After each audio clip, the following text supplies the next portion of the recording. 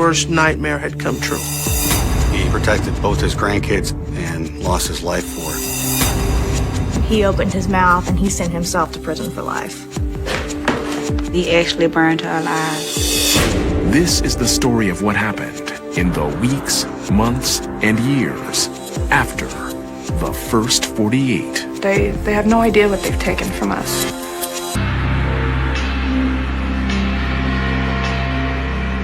Dallas, Texas. Nearly 2 years have passed since the Lawrence family desperately searched for 20-year-old Lakendra Lawrence, who suddenly went missing. My daddy was about to go crazy. He couldn't take it. For his baby girl to come up missing, it was hard. We were praying and hoping that she came back. It was a long wait.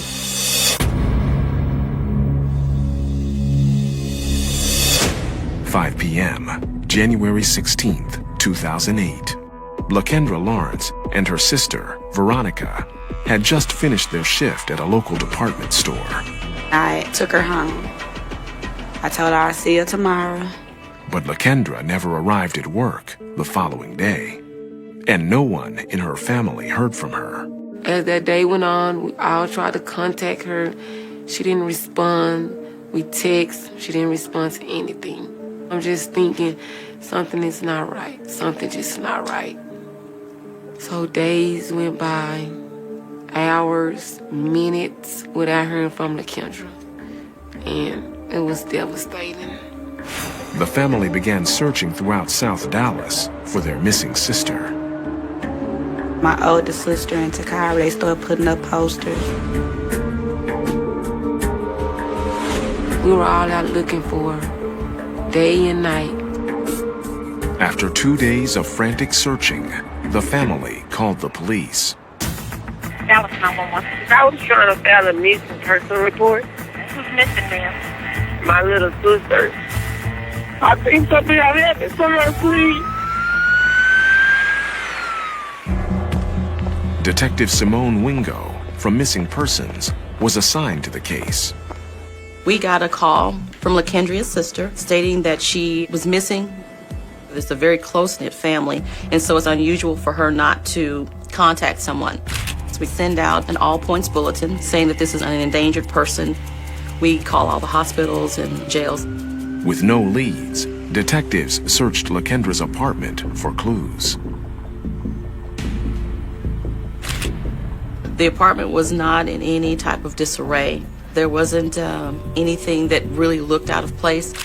Then, a critical piece of evidence was uncovered. There was a huge urine stain at the edge of her bed, which tends to be an indication that there was a strangulation or something like that, because your body tends to lose body fluids. Detectives now believed Lakendra was murdered.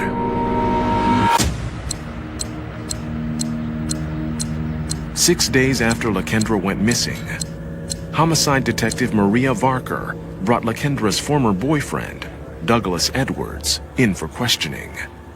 On the surface, he seemed an unlikely suspect. He was very quiet, well-mannered.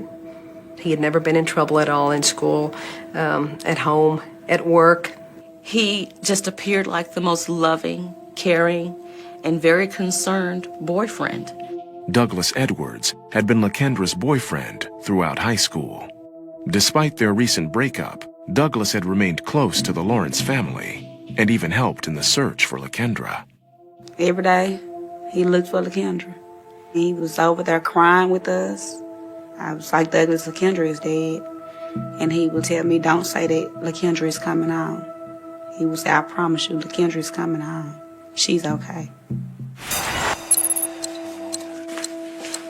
Now, Detective Varker had to find out if Douglas could have murdered the woman he claimed to love. You know, tell me about you and Kendra. I went to be with her, and she said we were going to get back together, but... Douglas claimed he hadn't seen or spoken to Lakendra on the night of her disappearance.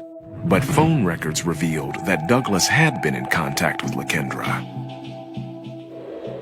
And surveillance video showed he had entered her apartment complex the night she disappeared. You know, be honest. No matter what, be honest. Okay? Because we've got telephone records. We have proof that you were there. At her apartment complex, you were there. Douglas finally acknowledged going to LaKendra's the night she disappeared. No, I know that she didn't open the door. But she never opened the door. He did admit that he was there, and that's when we knew that he may know what was going on. LaKendra is not with us anymore, and you know that, okay? You know that personally, okay? You know that for a fact. Tell me what happened. I don't have nothing to tell. When Douglas refused to talk, the team shifted strategy. They brought in veteran detective Eddie Ibarra. I don't know if Douglas felt like he was getting over on the ladies, maybe, because that just seems like the type of person he was. Ibarra hoped Edwards would tell him what happened to LaKendra. How you doing, Doug? All right. Get up. Turn around. Get your hand.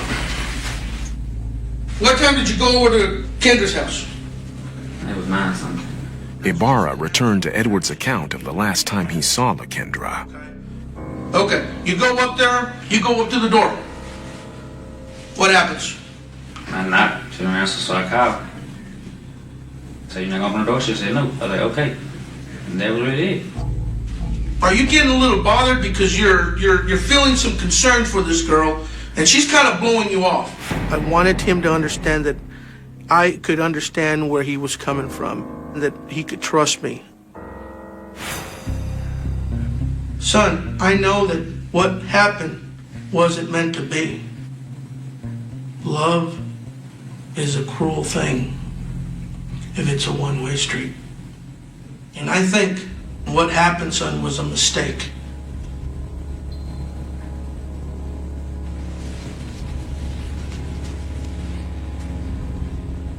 Where is she, man? I'm asking you as a father. She doesn't deserve to be out there like that, man. Douglas, look at me in my eyes. Come on. Be honest. Do the right thing, man.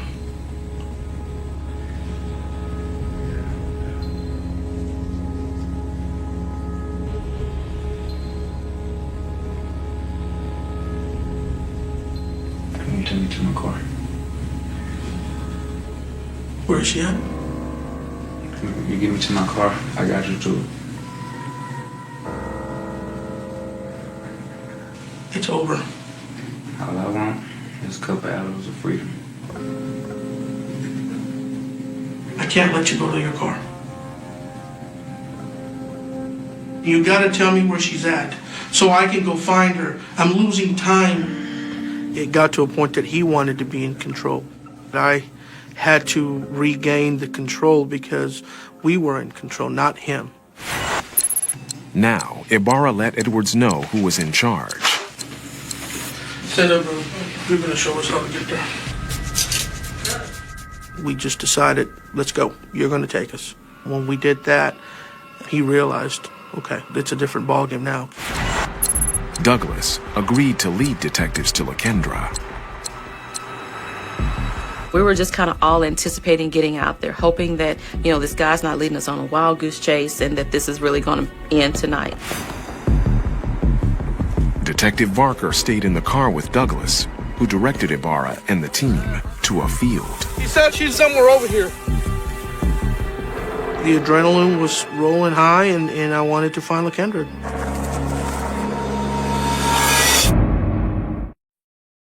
In January 2008, Dallas detectives were investigating the disappearance of 20-year-old LaKendra Lawrence. While detectives searched for LaKendra, her family prayed that she was still alive. They were very hopeful that LaKendra would be found alive. To me, LaKendra had a crazy personality. She was real sweet, though, outgoing, but she was just crazy in her own little way. Lakendra grew up in a loving family with 9 brothers and 4 sisters. We have 14 kids in all. Same mom, same dad. Yeah. My mom taught us, your family is the most important thing. And we've been holding on to that ever since. After her mother died when she was just 3 years old, Lakendra's father was determined to keep the family together. My dad raised 14 kids by himself. What we didn't get from our mama, we got it from him. Lakendra was deeply loyal to her family, especially her twin brother, Cortez. We were close. Real close. You couldn't do anything to Cortez as long as Lakendra was around. You couldn't do anything to Lakendra as long as Cortez was around. And if something was wrong with one of them, the other one would know. But when Lakendra entered the 9th grade, her attention shifted to her new boyfriend, Douglas Edwards. Douglas was a sweet person. He loved Lakendra. But Cortez, he never liked Douglas. Never. My family liked him with my sisters, but I ain't like him. He was just real sneaky and quiet. And I don't like that. After 5 years together, Lakendra and Douglas's relationship started to fall apart. Douglas was real slick. He was always the cheating type. Yes, she finally just woke up and said, I'm done. Let's just be friends. She was just getting on her life without Douglas. That's all she wanted to do. But he just had his mind stuck on being with Lakendra.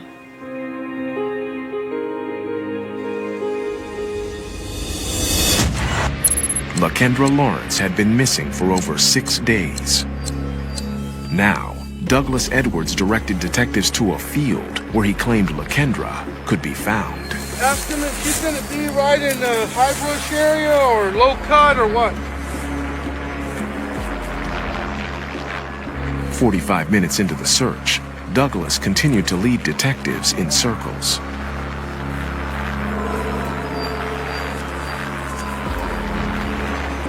I'm just thinking, please let her be out here. Please let her be out here. Because the family really needs closure.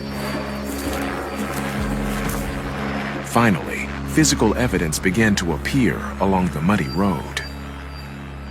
We could see tire tracks. We saw a blanket.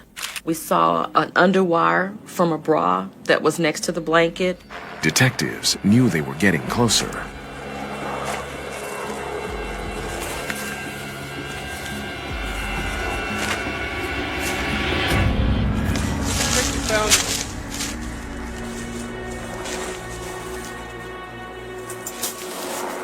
Yeah.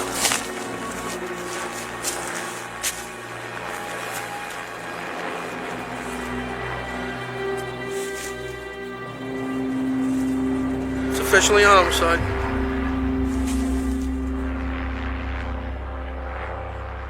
The family's worst nightmare had come true. In order to preserve all physical evidence, detectives did not open the sheet or inspect the body at the crime scene. I thought about this poor girl has been out here by herself. She was so small, and he wrapped her up in this sheet and he tied it. It was dark, it was cold, it was wet, and she was just out there by herself. Detective Wingo headed out to notify Lakendra's family of the devastating news. All right. How you doing? I'm Detective Wingo. At night, they found that they came to my dad's house. And all of us, we started crying. Veronica called me, and she was yelling, and she was screaming. And I was like, slow down. I can't understand what you're saying. And she was like, she dead, Kyra. She dead. Our sister dead. And I just dropped the phone.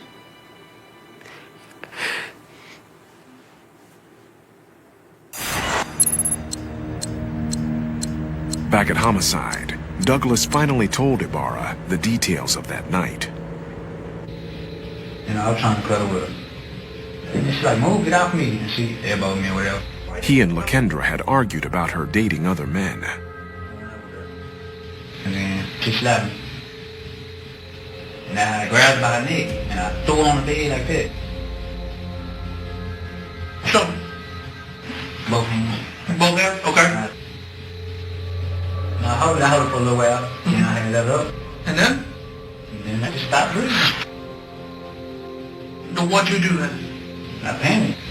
I just put her in her seat. Douglas said he drove around Dallas with Lakendra's body in his car for hours before deciding to leave her at his old fishing spot. On January 24th, 2008, Douglas Edwards was charged with Lakendra Lawrence's murder. This kid who had never done anything in the past committed the ultimate crime, and that was murder. I couldn't believe it was him. I still just can't believe it's Douglas that did this.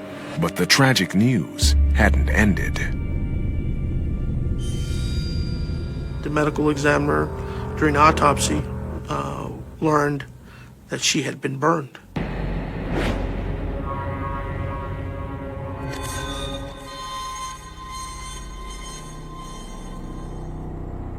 We had to have a closed casket for my little sister. There ain't no way to go away. I didn't get to see her laying down, being peaceful at home. I didn't get to see that. And I wanted to see that. But I couldn't. Douglas took all that away. He took that away from us.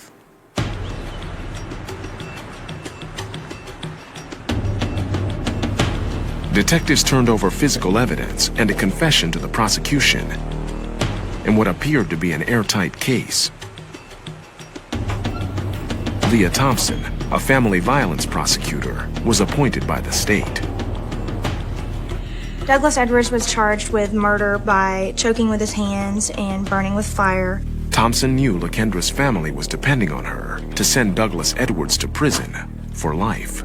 This was a case and this was a family that deserved a life sentence. The prosecution's strongest piece of evidence was Douglas's confession. But suddenly, it was in jeopardy. The defense filed a motion to dismiss the confession, claiming it was obtained illegally.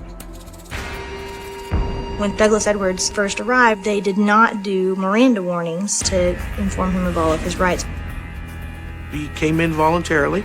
It was a non-custodial interview, and it wasn't until he implicated himself then that we stopped and we did Mirandize, and he understood and he waived. The defense argued that Douglas was a suspect and should have been read his rights at the beginning of the interview. The prosecution knew the success of their case hinged on the confession. The interrogation was pretty much the one that was holding it all together.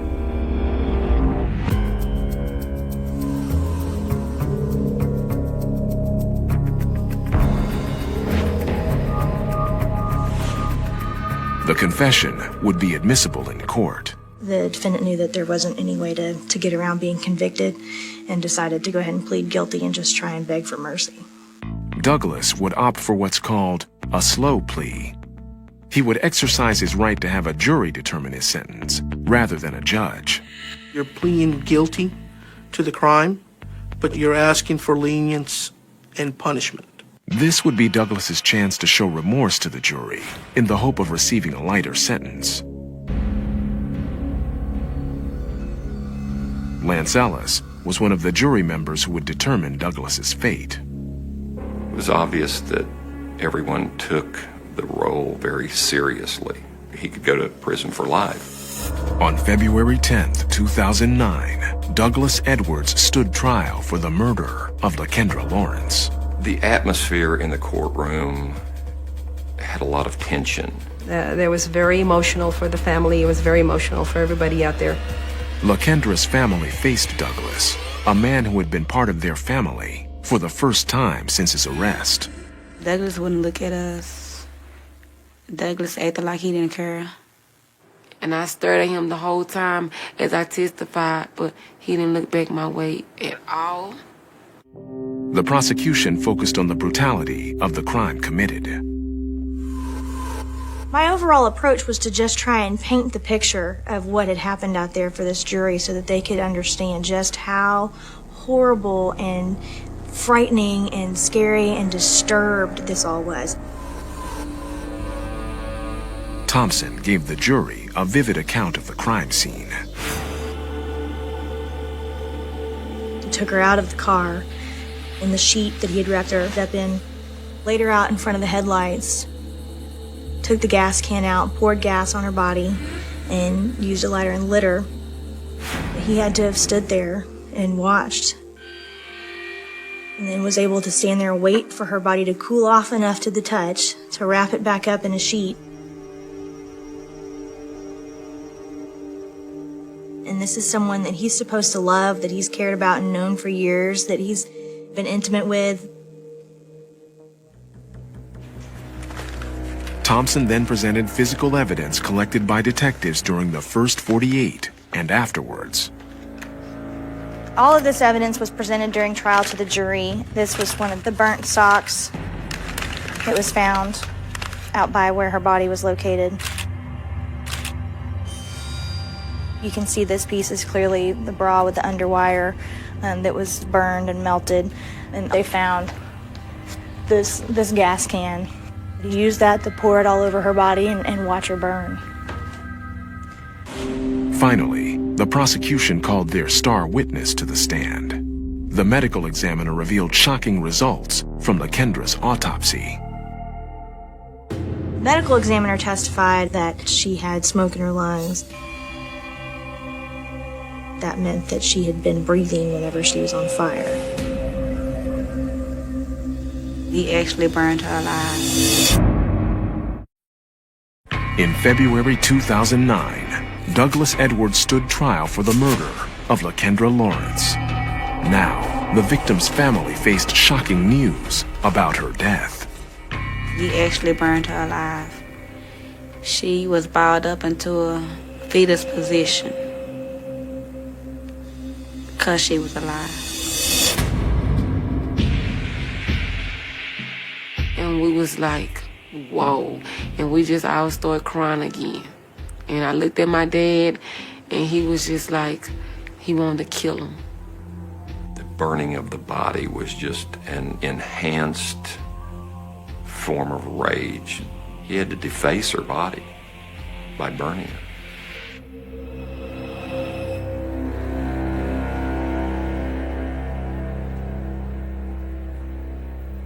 Next, it was the defense's turn to show Douglas Edwards as a young man capable of rehabilitation.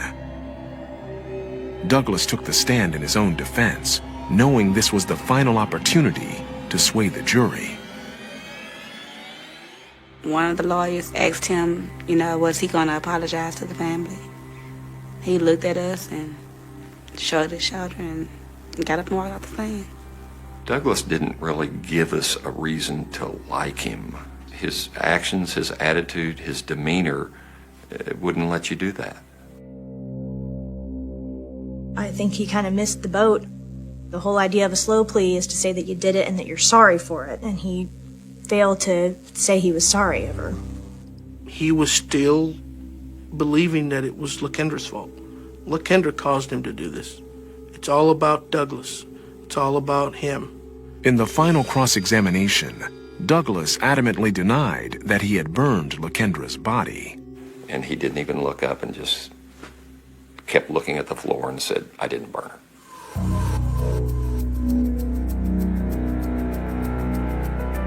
After a day of witness testimony, the jury began their deliberations. It would be up to the jury to determine the length of Douglas's sentence, from 5 years to life in prison. The lack of remorse shown by Douglas on the stand made me angry. I wasn't the only one on the jury who felt that way. But dissent surfaced in the jury.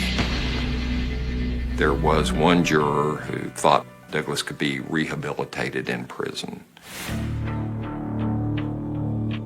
Lakendra's family anxiously awaited the decision.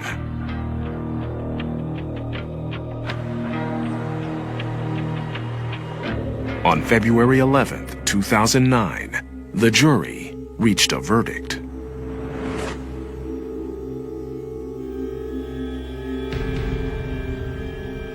Douglas Edwards was sentenced to life in prison.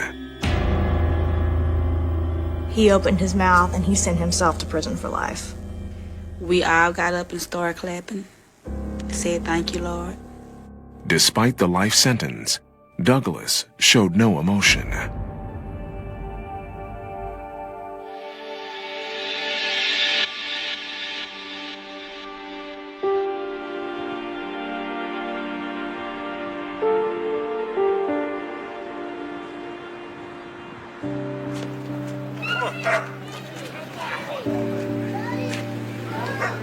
One year after her death, Lakendra's family and friends continue to remember her. We just still take it just one day at a time. When we sit around at my dad's house, we talk about her. We miss her.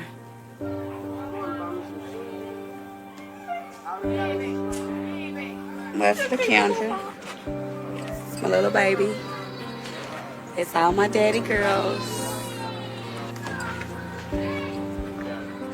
We sit down and we catch ourselves thinking about her.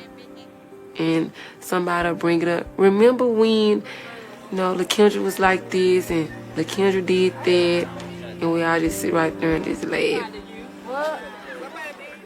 Lakendra's death has been most difficult for her twin brother, Cortez. I ain't got no heartbeat. It's gone. He took my heart, bottom line. He took it. My sister, I miss her, and I love her, that's it. I just miss her. Cortez still wears a rosary with Lakendra's picture on it. I don't never take it out. Never. Can't take it out. Won't take it out.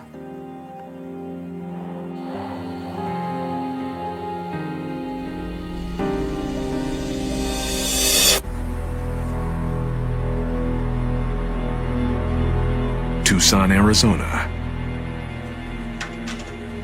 A year and a half has passed since Detective Bill Hansen led the investigation into the mysterious shooting death of Anthony Montoya. One of the things that stood out for us in this case was the fact that we've got an innocent person in the doorway, the grandfather, and he protected both his grandkids in the initial incident and lost his life for it.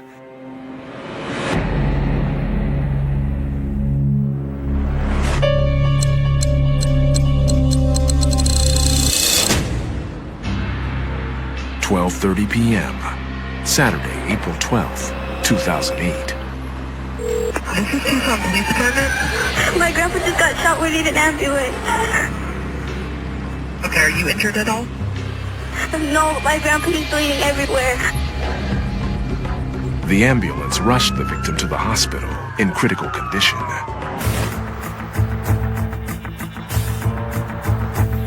Hansen met Detective Tom Stewart and Sergeant Kevin Hall at the scene. Basically what we have is a shooting occurs at this house. Shots are fired through the door and the victim goes down. Detectives learned that Anthony Montoya had died while saving his grandchildren.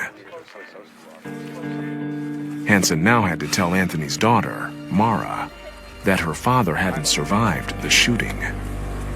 I do need to let you know that was a call from the hospital. Your dad suffered a couple of different gunshot wounds. And he didn't make it.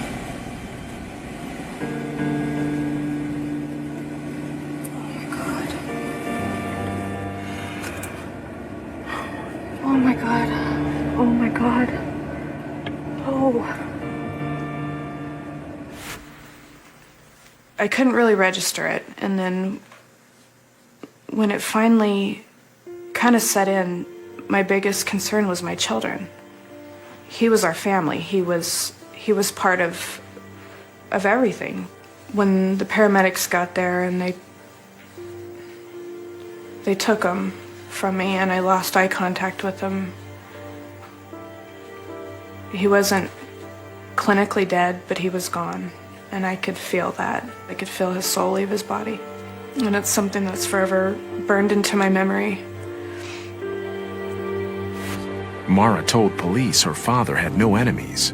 She had no idea who would want to kill him or why.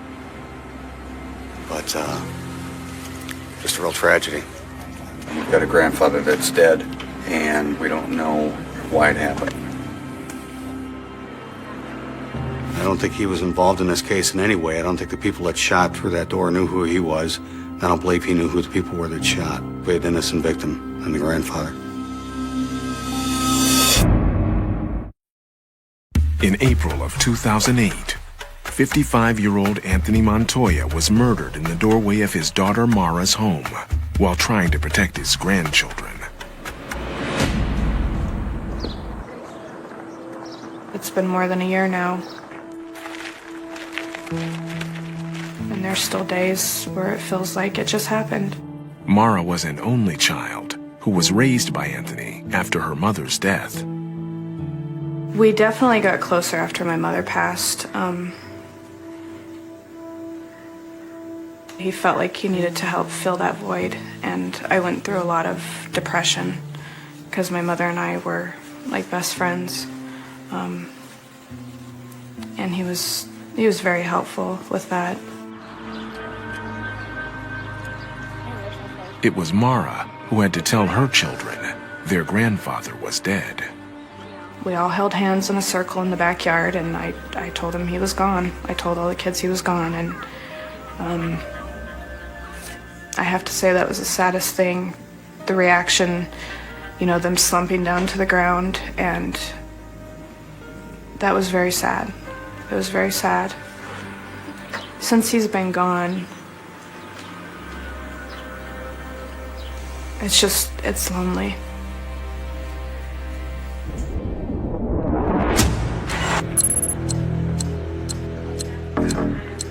Police learned that the victim's granddaughter, Monica Burton, had answered a knock on the door moments before Anthony was shot. At that point, she noticed a second person, a male, walking up behind with a mask on. The girl was pulling the door shut as the grandfather was pushing them out of the way. The bullet started striking through the door and actually hit the grandfather. The grandfather was able to get those kids out of the way. Detectives got their first break when they learned that Mara's boyfriend, Chris Castro, had chased the suspect's black SUV as it fled the scene. The son runs out, jumps in his car as the suspect vehicle is fleeing. There's a chase between the two SUVs throughout this neighborhood. Patrol officers searched for the three suspects who fled on foot after the car crash, and detectives questioned Mara's boyfriend, Chris, about the details of the chase. Can you tell me what you remember about today? I was on the couch, and all I heard like something fell. You know what I mean? Like, bam! But I guess it was the gunshots. And I got up, and I was like, what happened? The first thing I saw was a truck pulling, taking off really fast. He was shooting out from the back when I was behind him, chasing after him. I was chasing after him, he was shooting. I could see bullets, and I was ducking, and I was pulling my car like this. I just had like an adrenaline rush at that time. And I was just so mad that someone could come over to somebody's house and just start shooting for no particular reason, you know? Detectives learned that patrol officers caught 2 of the 3 suspects. We need to go down and talk to these guys, though. Yeah, they're on their way to downtown. I mean, if this turns into a 5 or 6 hour interview, then that's what we need to do, but we need these people to talk to us. We need them to talk.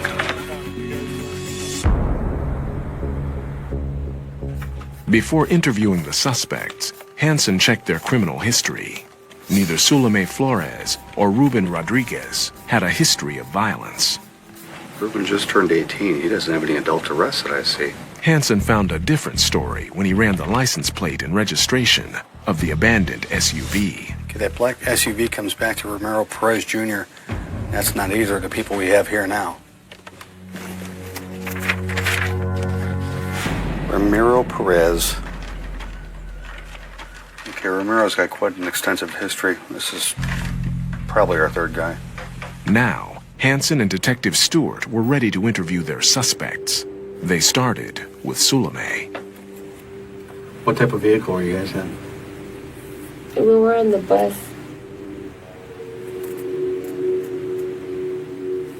On the bus? We just came from eating pizza. You're going to have to play with whatever story they want to give you and then shoot them down and then come back around. Don't play us, okay? Because you're the only one that stands to lose here. Somebody is dead. There could be a charge of murder in this for anybody that's involved. Do you understand what I'm telling you? Yes. Who's got a gun? Do you have a gun? No. Did you kill anybody? No. Okay, that makes it a little bit easier, doesn't it? Yes. So who has a gun? Ramiro. Next, Hansen and Stewart questioned Ruben Rodriguez, also known as Smokey. Why did they go to this house? There had to be a reason that old man is dead. Tell me he didn't die just because you guys didn't have anything better to do than shoot through a frickin' door. Okay, so what happens?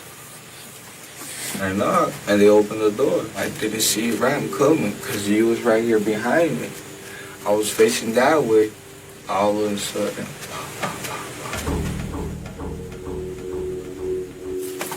That's cold-blooded, man.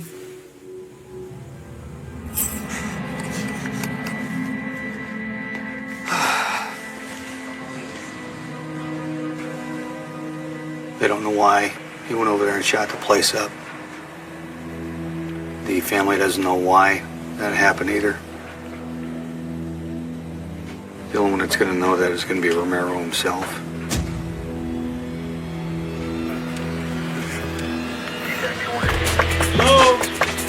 Aquí donde está el bote azul.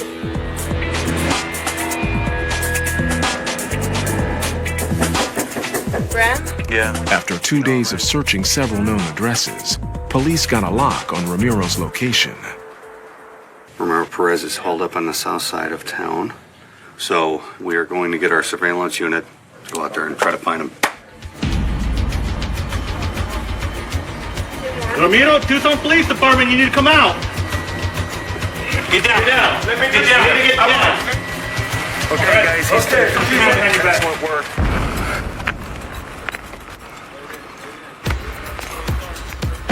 Now, Hansen had alleged shooter Ramiro Perez, a.k.a. Ram, in custody. He hoped to get the details of the murder. You're Ramiro? Yes, sir. Detective Hansen is Detective Kelly. We wanted to talk to you about an incident that happened. We had different motives in mind. Through talking to the witnesses, we had different things we were looking at.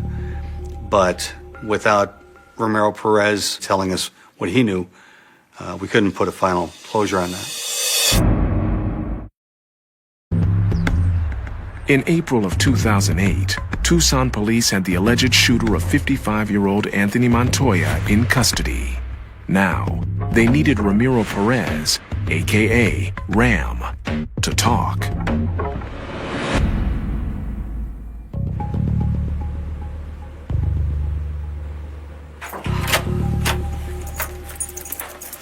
You're Ramiro? Yes, sir. Detective Hansen is Detective Kelly. We wanted to talk to you about an incident that happened. That's perfectly fine. My lawyer's name is Richard Jones.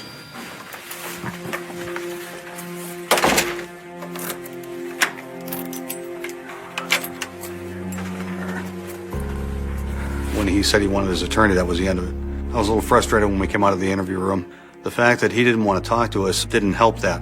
When the world gazes upon Canada, it typically perceives a pristine tableau of snow-capped mountains, endless emerald forests, turquoise glacial lakes, and an image of polite, peaceful multiculturalism. This global postcard is not entirely false, but it is incomplete. Beneath the surface of this modern, prosperous G7 nation lies a complex, layered history populated by deep fractures, profound silences, and institutional shadows that have long been swept under the rug of national mythology. To truly understand Canada, one must look beyond the gleaming skyscrapers of Toronto, the historic charm of Old Quebec, and the dramatic coastlines of British Columbia. One must journey into the psychic and historical interior of a land shaped by the extremes of climate and the heavy burdens of empire, displacement, and survival. This opening chapter begins an extensive, unsparing exploration of Canada's darkest shadows, not to condemn the nation, but to unearth the truth necessary for true healing, genuine reconciliation, and a deeper philosophical understanding of what it means to inhabit the modern world. Chapter 1. The Myth of the Peaceful Frontier and the Erasure of Indigenous Sovereignty. Every nation requires a founding myth, and Canada's traditional narrative has long been built upon the concept of peace, order, and good government, contrasted with the turbulent, revolutionary birth of its southern neighbor, the United States. Yet, this narrative of peaceful settlement and polite cooperation conceals a foundational violence. 1. The dispossession of the First Peoples. The doctrine of discovery. For centuries, European powers operated under legal and theological fictions that treated indigenous lands as terra nullius, land belonging to no one. This erased the sophisticated governance systems, spiritual frameworks, and deep stewardship that First Nations, Inuit, and Métis peoples had maintained for millennia. The imposition of borders. The drawing of artificial provincial and national borders, sliced through traditional territories, disrupting migration routes, economic networks, and cultural practices. The expansion of the Canadian state was not merely an administrative achievement. It was an aggressive campaign of territorial annexation that systematically dispossessed the original inhabitants of their ancestral homes. 2. The structural mechanics of erasure. The state apparatus utilized legislative tools, such as the Indian Act of 1876, to impose rigid control over Indigenous lives, restricting movement, economic independence, and cultural expression. This systemic marginalization laid the groundwork for generations of generational trauma, poverty, and social friction that the contemporary nation is still desperately trying to untangle. Chapter 2. The Residential School System, the State-Sanctioned Erasure of Identity. Among the darkest chapters in Canadian history, none casts a longer or more agonizing shadow than the Indian residential school system. Operating for over a century, this state-funded, church-run network of institutions was designed with an explicit, chilling objective. 1. Kill the Indian in the child. Cultural genocide. Conceived by government officials and religious leaders, the system forcibly removed more than 150,000 Indigenous children from their families and communities. The goal was total assimilation, stripping them of their native languages, traditional clothing, spiritual beliefs, and familial bonds. Systemic abuse and neglect. Stripped of their names and assigned numbers, children inside these walls faced widespread physical, emotional, and sexual abuse. Substandard living conditions, poor nutrition, and intentional medical neglect led to the deaths of thousands of children, whose bodies were frequently buried in unmarked graves, hidden from their grieving families for generations. 2. The awakening of national conscience. For decades, the stories of residential school survivors were dismissed, ignored, or actively suppressed by mainstream Canadian society. It was not until the tireless advocacy of survivors, culminating in the Truth and Reconciliation Commission, TRC, between 2008 and 2015, that the full scale of these atrocities entered the public consciousness.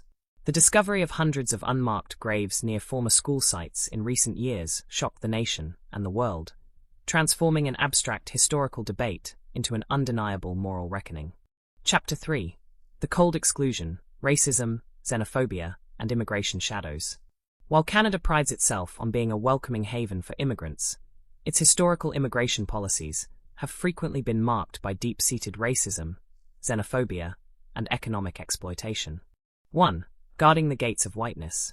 The Chinese head tax and the Exclusion Act.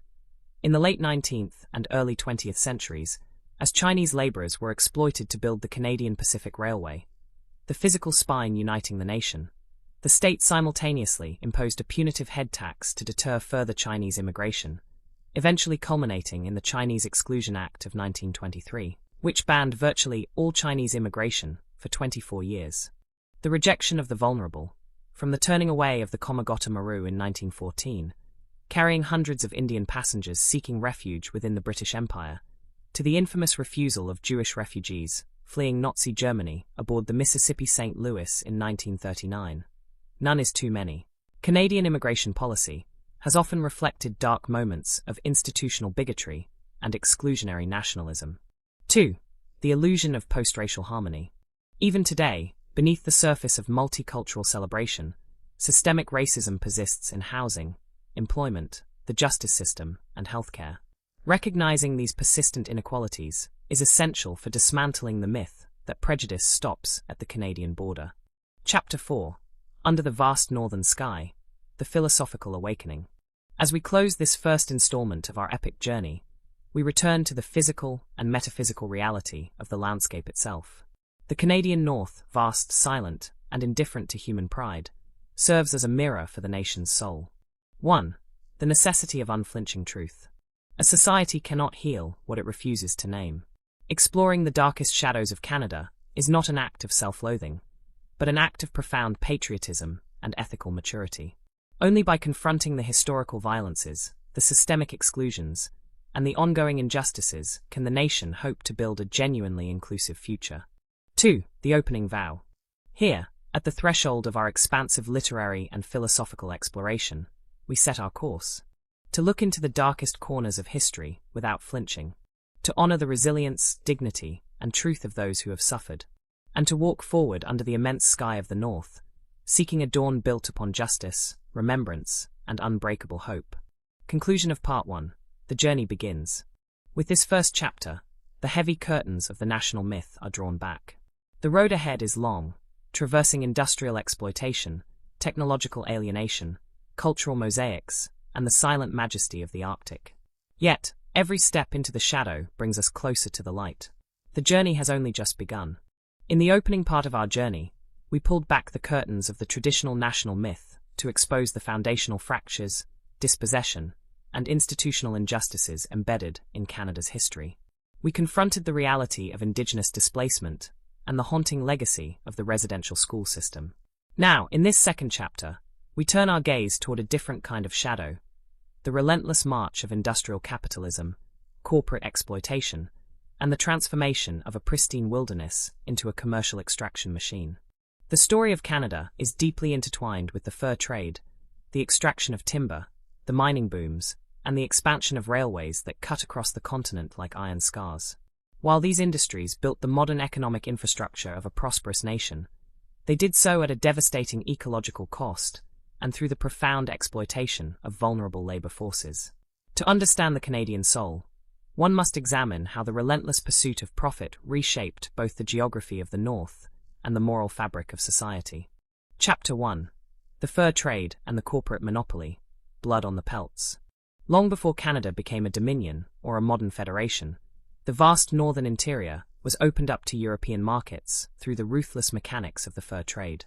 At the center of this commercial empire stood the Hudson's Bay Company, HBC, a corporate giant granted absolute monopoly over an immense watershed.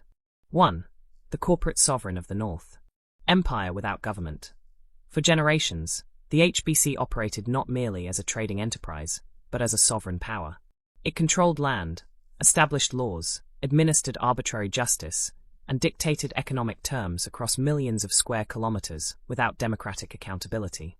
The commercialization of nature, the relentless demand for beaver pelts in European fashion capitals, triggered an ecological collapse across vast regions, systematically wiping out key keystone species and disrupting the delicate balance of northern ecosystems upon which indigenous communities depended for survival. 2. Dependency and the erosion of autonomy. As First Nations and Métis trappers were drawn into the European market economy, they shifted from self-sufficient stewardship to economic dependency. Trading posts introduced alcohol, manufactured goods, and new diseases, fundamentally altering traditional social structures and initiating cycles of poverty and marginalization that would persist for centuries. Chapter 2. The Iron Spikes of Progress. The Human Cost of the Canadian Pacific Railway. The physical creation of Canada, as a transcontinental nation-state, was bound to a monumental engineering challenge. The construction of the Canadian Pacific Railway, CPR, promoted as a unifying national dream that would bind the Atlantic to the Pacific. The railway was built upon sweat, blood, and systemic discrimination. 1. The expendable labor force. The Chinese railroad workers.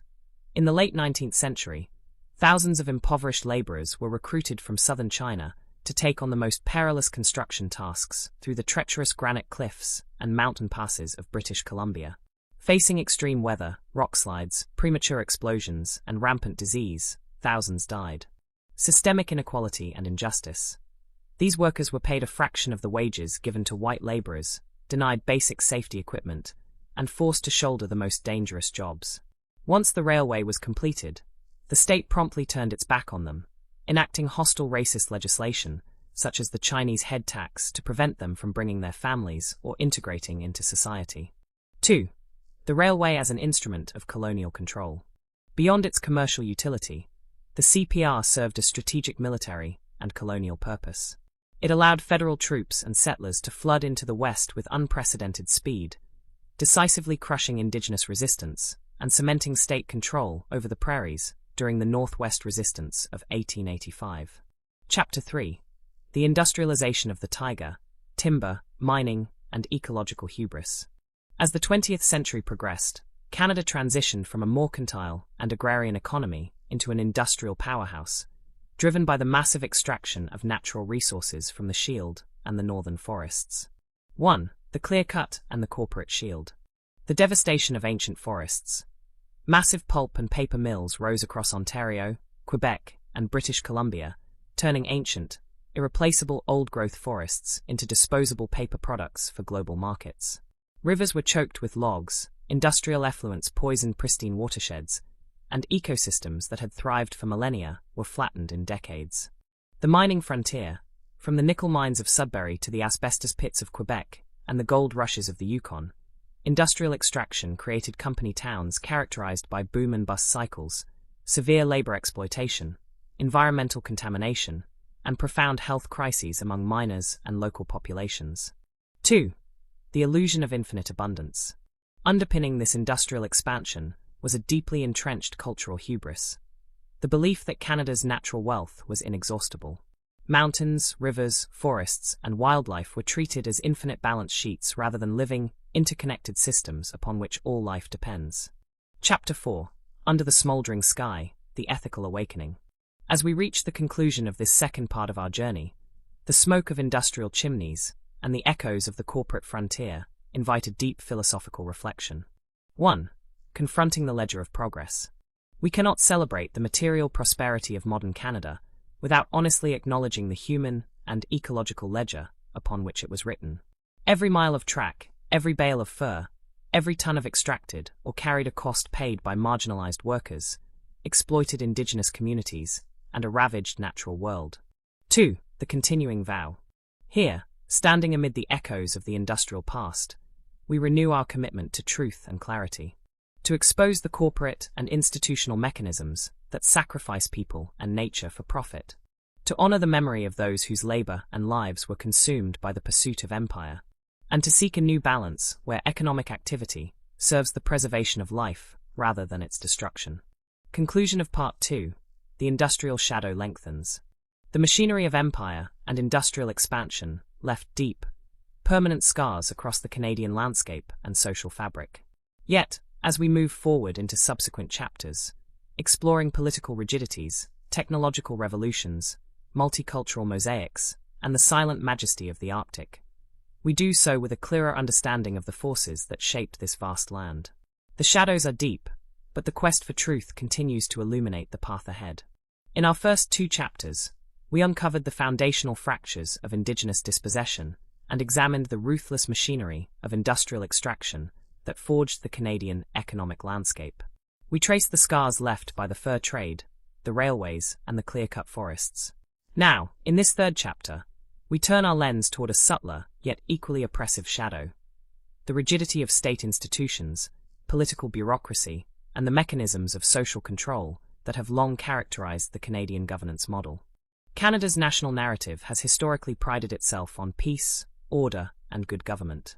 While this motto provided a stable framework compared to the revolutionary upheavals of its southern neighbor, it also fostered an entrenched culture of bureaucratic compliance, institutional paternalism, and state-sanctioned surveillance. Behind the polite facade of parliamentary democracy lie historical instances where civil liberties were abruptly suspended, minority voices were stifled by administrative decree, and the individual was crushed beneath the heavy wheels of state machinery. Chapter 1. The Iron Fist of State Authority, the War Measures Act, and Civil Liberties. The true test of a democracy is how it treats its citizens and protects civil liberties during times of crisis. Throughout its history, Canada has repeatedly succumbed to panic, using sweeping emergency powers to suspend fundamental rights and criminalize dissent. 1. The dark history of internment operations. Wartime paranoia and xenophobia. During both World Wars, the Canadian government enacted emergency legislation to round up, dispossess, and intern thousands of innocent civilians deemed enemy aliens. Ukrainian Canadians, Italian Canadians, and Japanese Canadians were ripped from their homes, stripped of their property, and sent to remote labor camps in the interior of British Columbia and Ontario. The Japanese-Canadian injustice.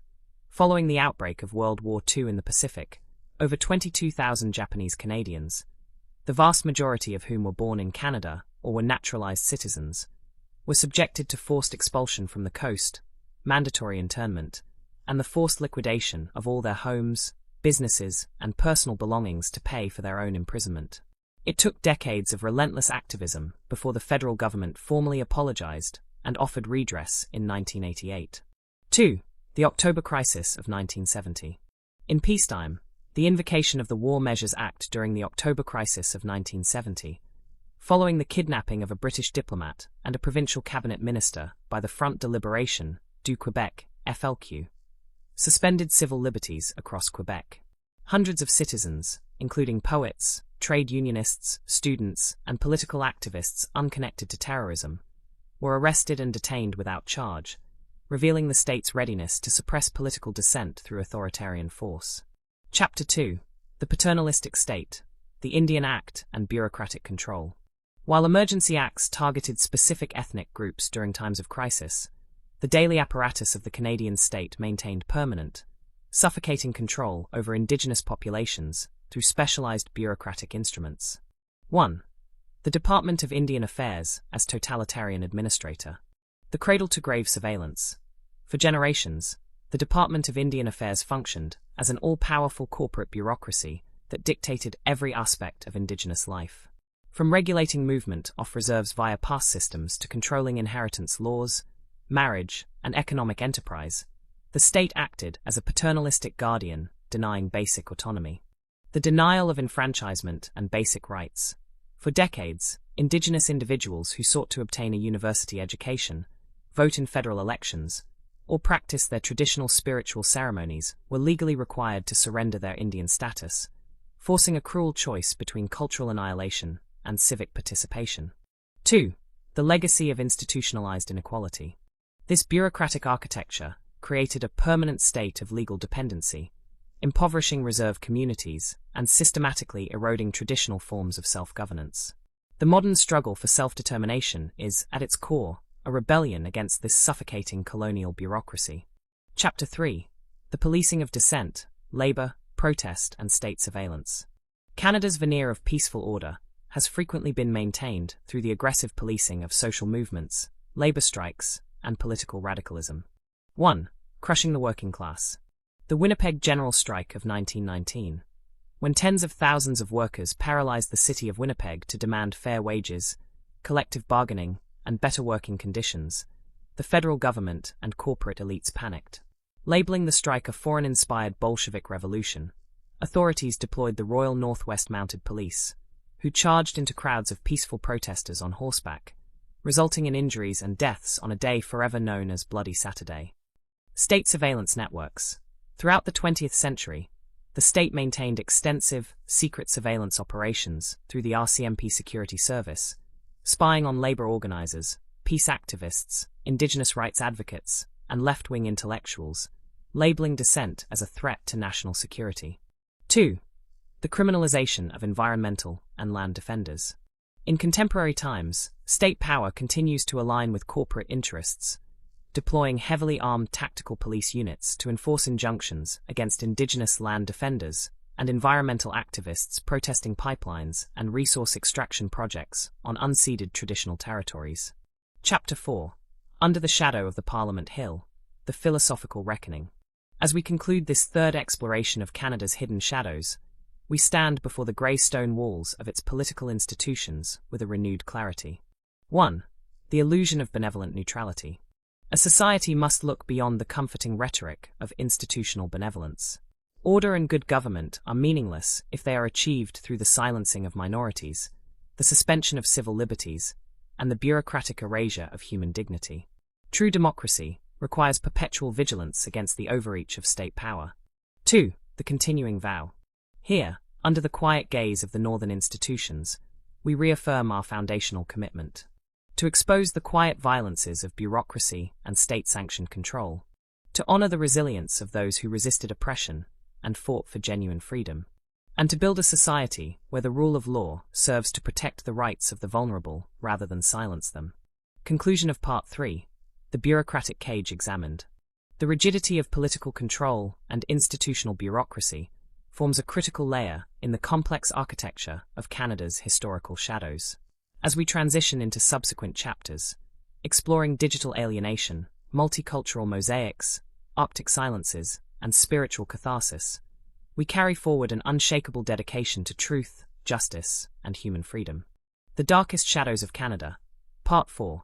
The Digital Panopticon, Algorithmic Alienation, and the Corporate Technosphere. Introduction. The Invisible Grid, where the wilderness meets the Silicon Frontier.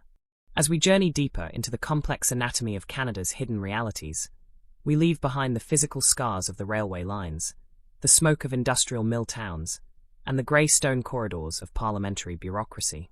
In this fourth chapter, we cross the threshold into the 21st century, an era defined not by steel and steam, but by code, data streams, algorithmic surveillance, and the digital technosphere. Canada has long prided itself on being a progressive, highly connected nation, embracing the digital revolution.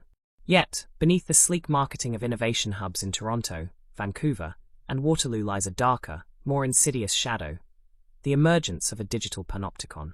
As artificial intelligence, mass data harvesting, and automated governance infiltrate every facet of modern life, the individual citizen is increasingly reduced to a quantifiable data point.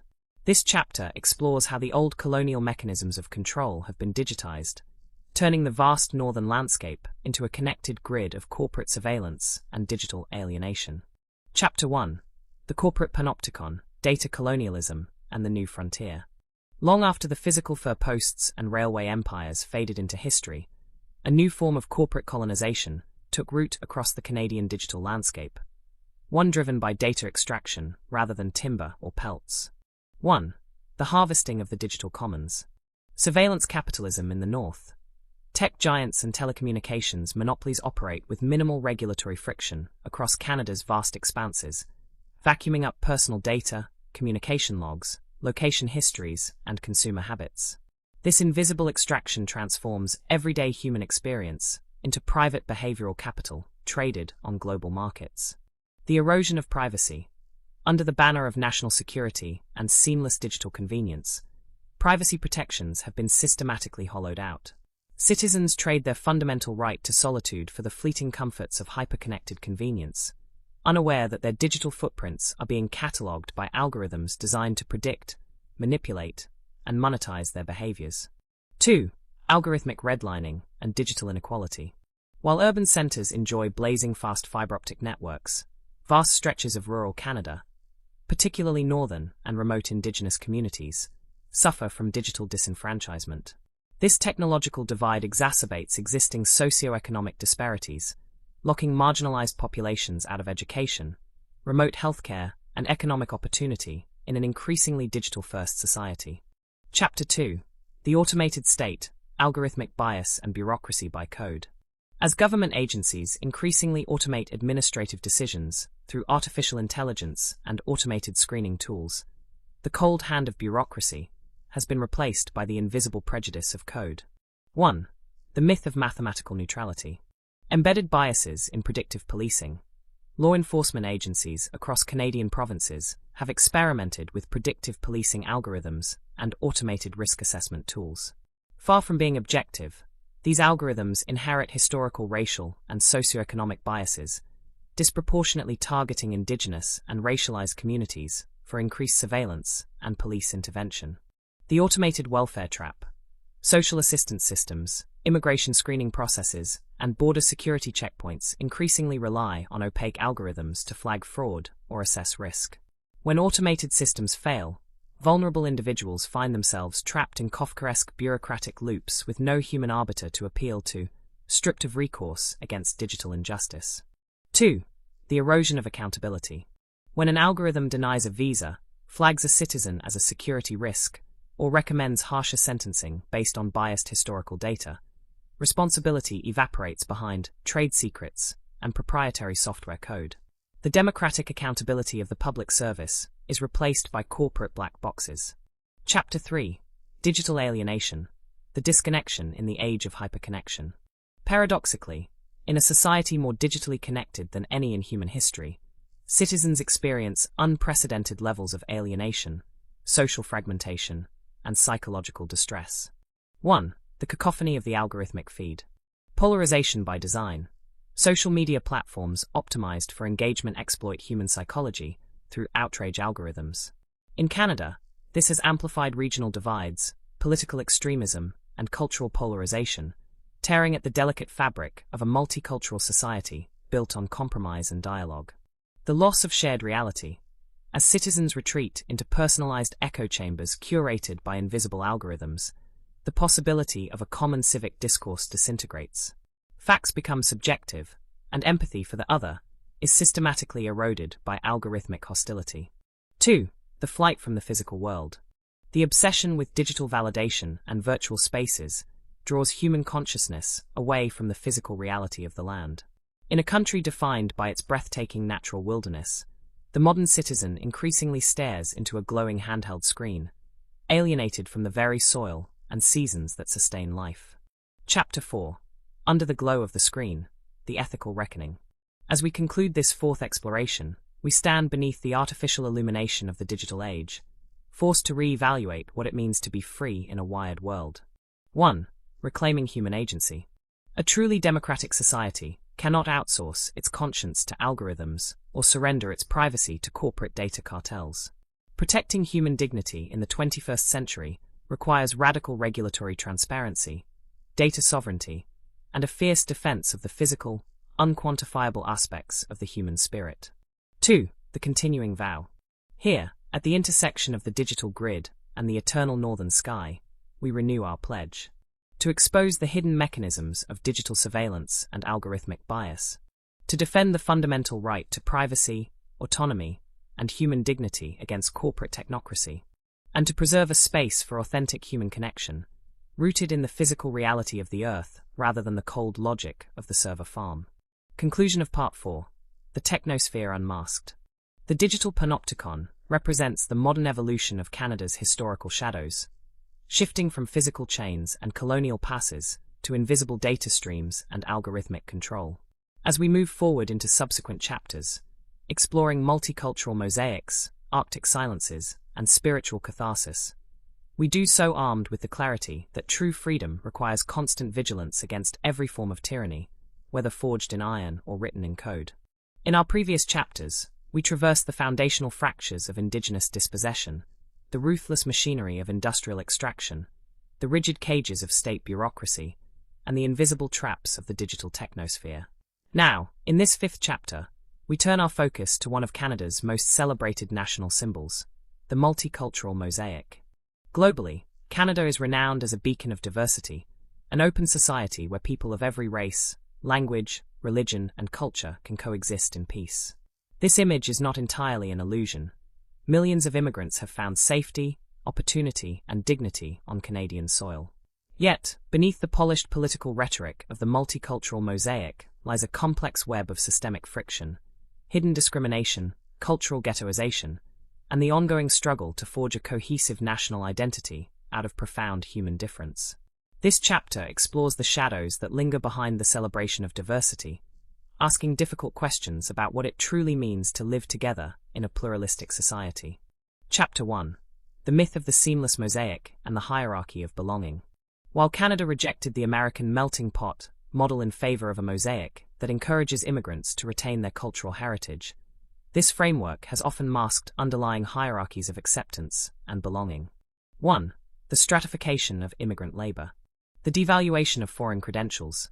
Thousands of highly skilled professionals, doctors, engineers, scientists, and educators, arrive in Canada each year drawn by promises of prosperity, only to find their international credentials unrecognized by provincial regulatory bodies.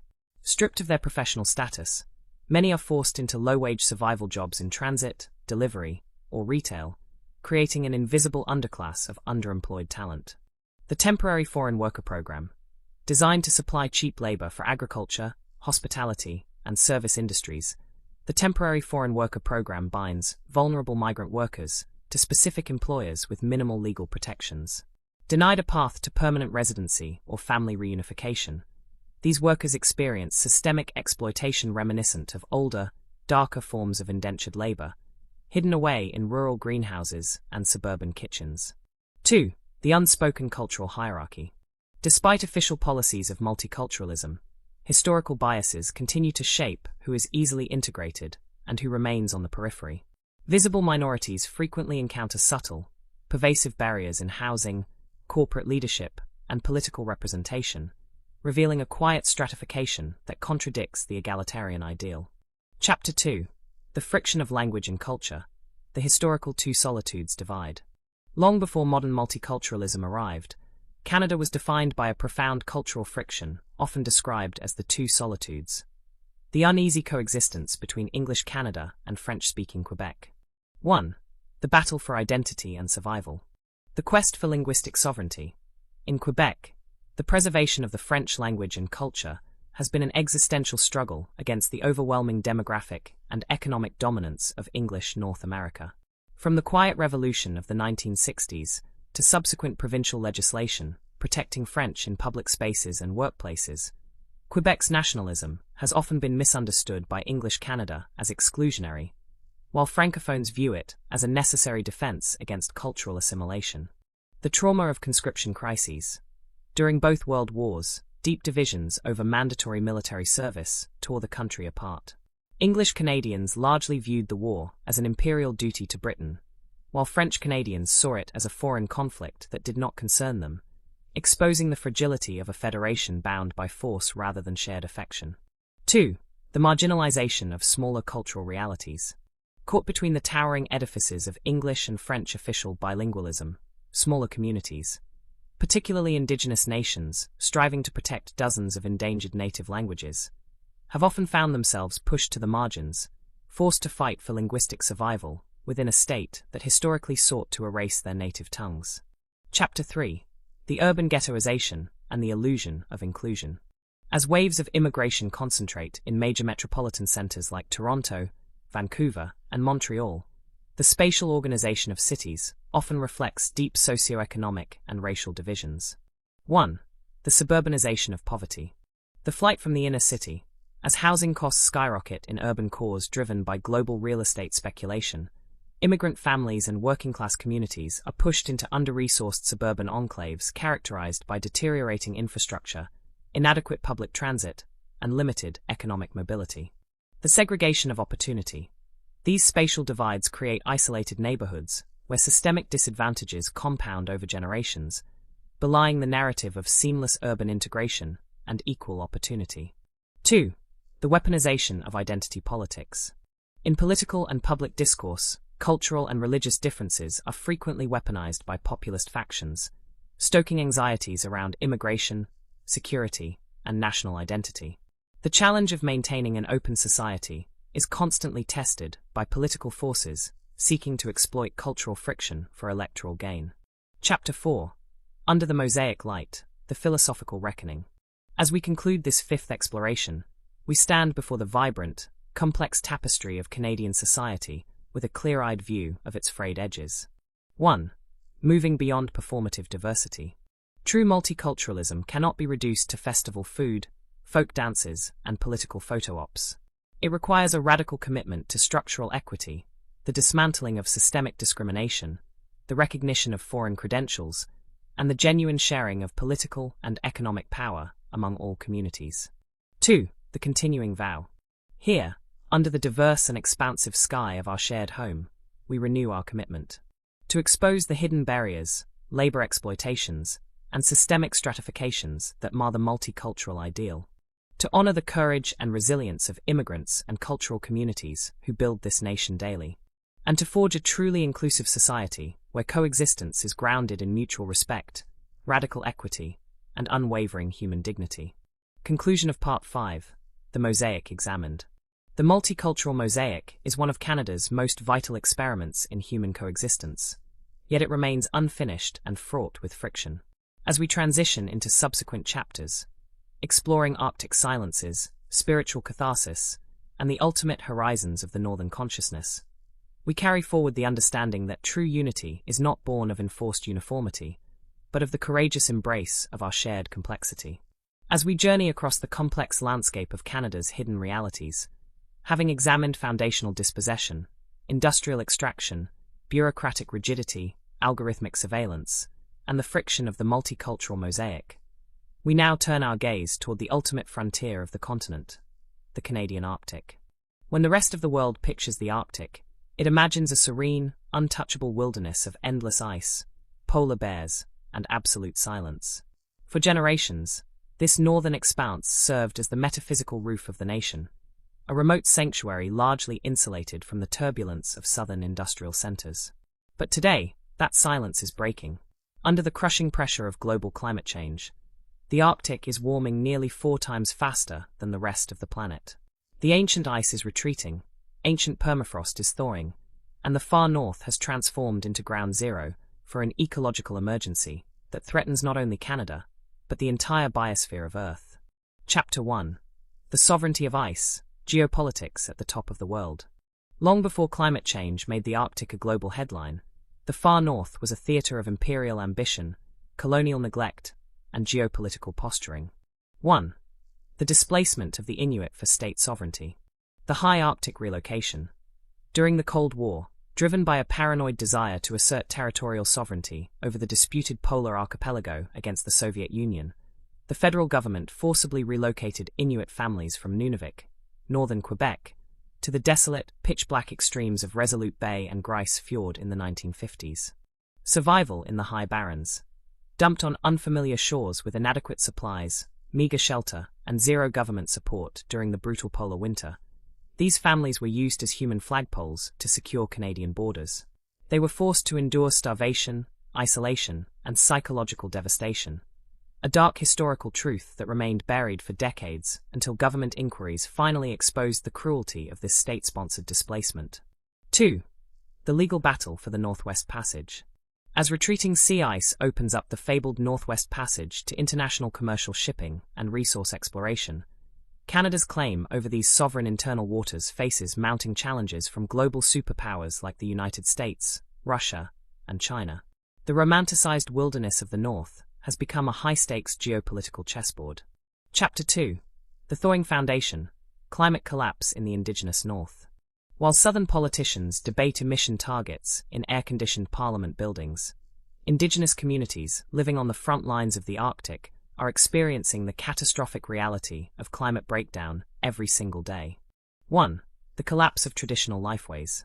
Unstable ice and broken trails. Inuit, Inuvialut, and First Nations hunters rely on stable sea ice to travel, hunt marine mammals, and traverse their ancestral homelands. As the ice thins, cracks prematurely, and disappears entirely in many regions, traditional hunting routes have become lethal traps. Hunters fall through sudden leads, trapping communities in food insecurity and erasing ancient knowledge passed down through millennia. The thawing permafrost, the ground beneath northern settlements, frozen solid for tens of thousands of years, is now turning to mud. Houses, roads, runways, and sewage systems built on permafrost are sinking, cracking, and collapsing. Entire coastal villages, battered by increasingly violent storm surges unopposed by protective sea ice, face the terrifying prospect of permanent relocation. 2. Ecological cascade effects. The rapid warming of the Arctic triggers devastating feedback loops. As white ice melts into dark ocean water, it absorbs more solar heat, accelerating global warming. Arctic ecosystems are collapsing. Polar bears starve as hunting platforms vanish.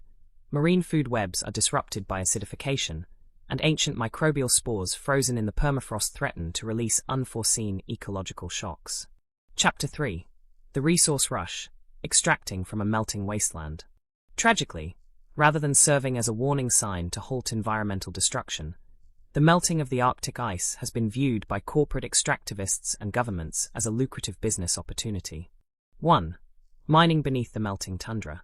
The scramble for minerals. As glaciers retreat, vast mineral wealth, including diamonds, gold, iron ore, and critical transition metals required for electric vehicle batteries, is exposed. Mining corporations rush to stake claims across fragile tundra ecosystems, promising jobs while leaving behind toxic tailings ponds and disrupting caribou migration corridors. Oil and gas exploration. Despite international climate agreements, the temptation to drill in subpolar basins remains a persistent threat. Every barrel of oil extracted from the north accelerates the very warming that opened the door to it. 2. The double irony of modern green extraction.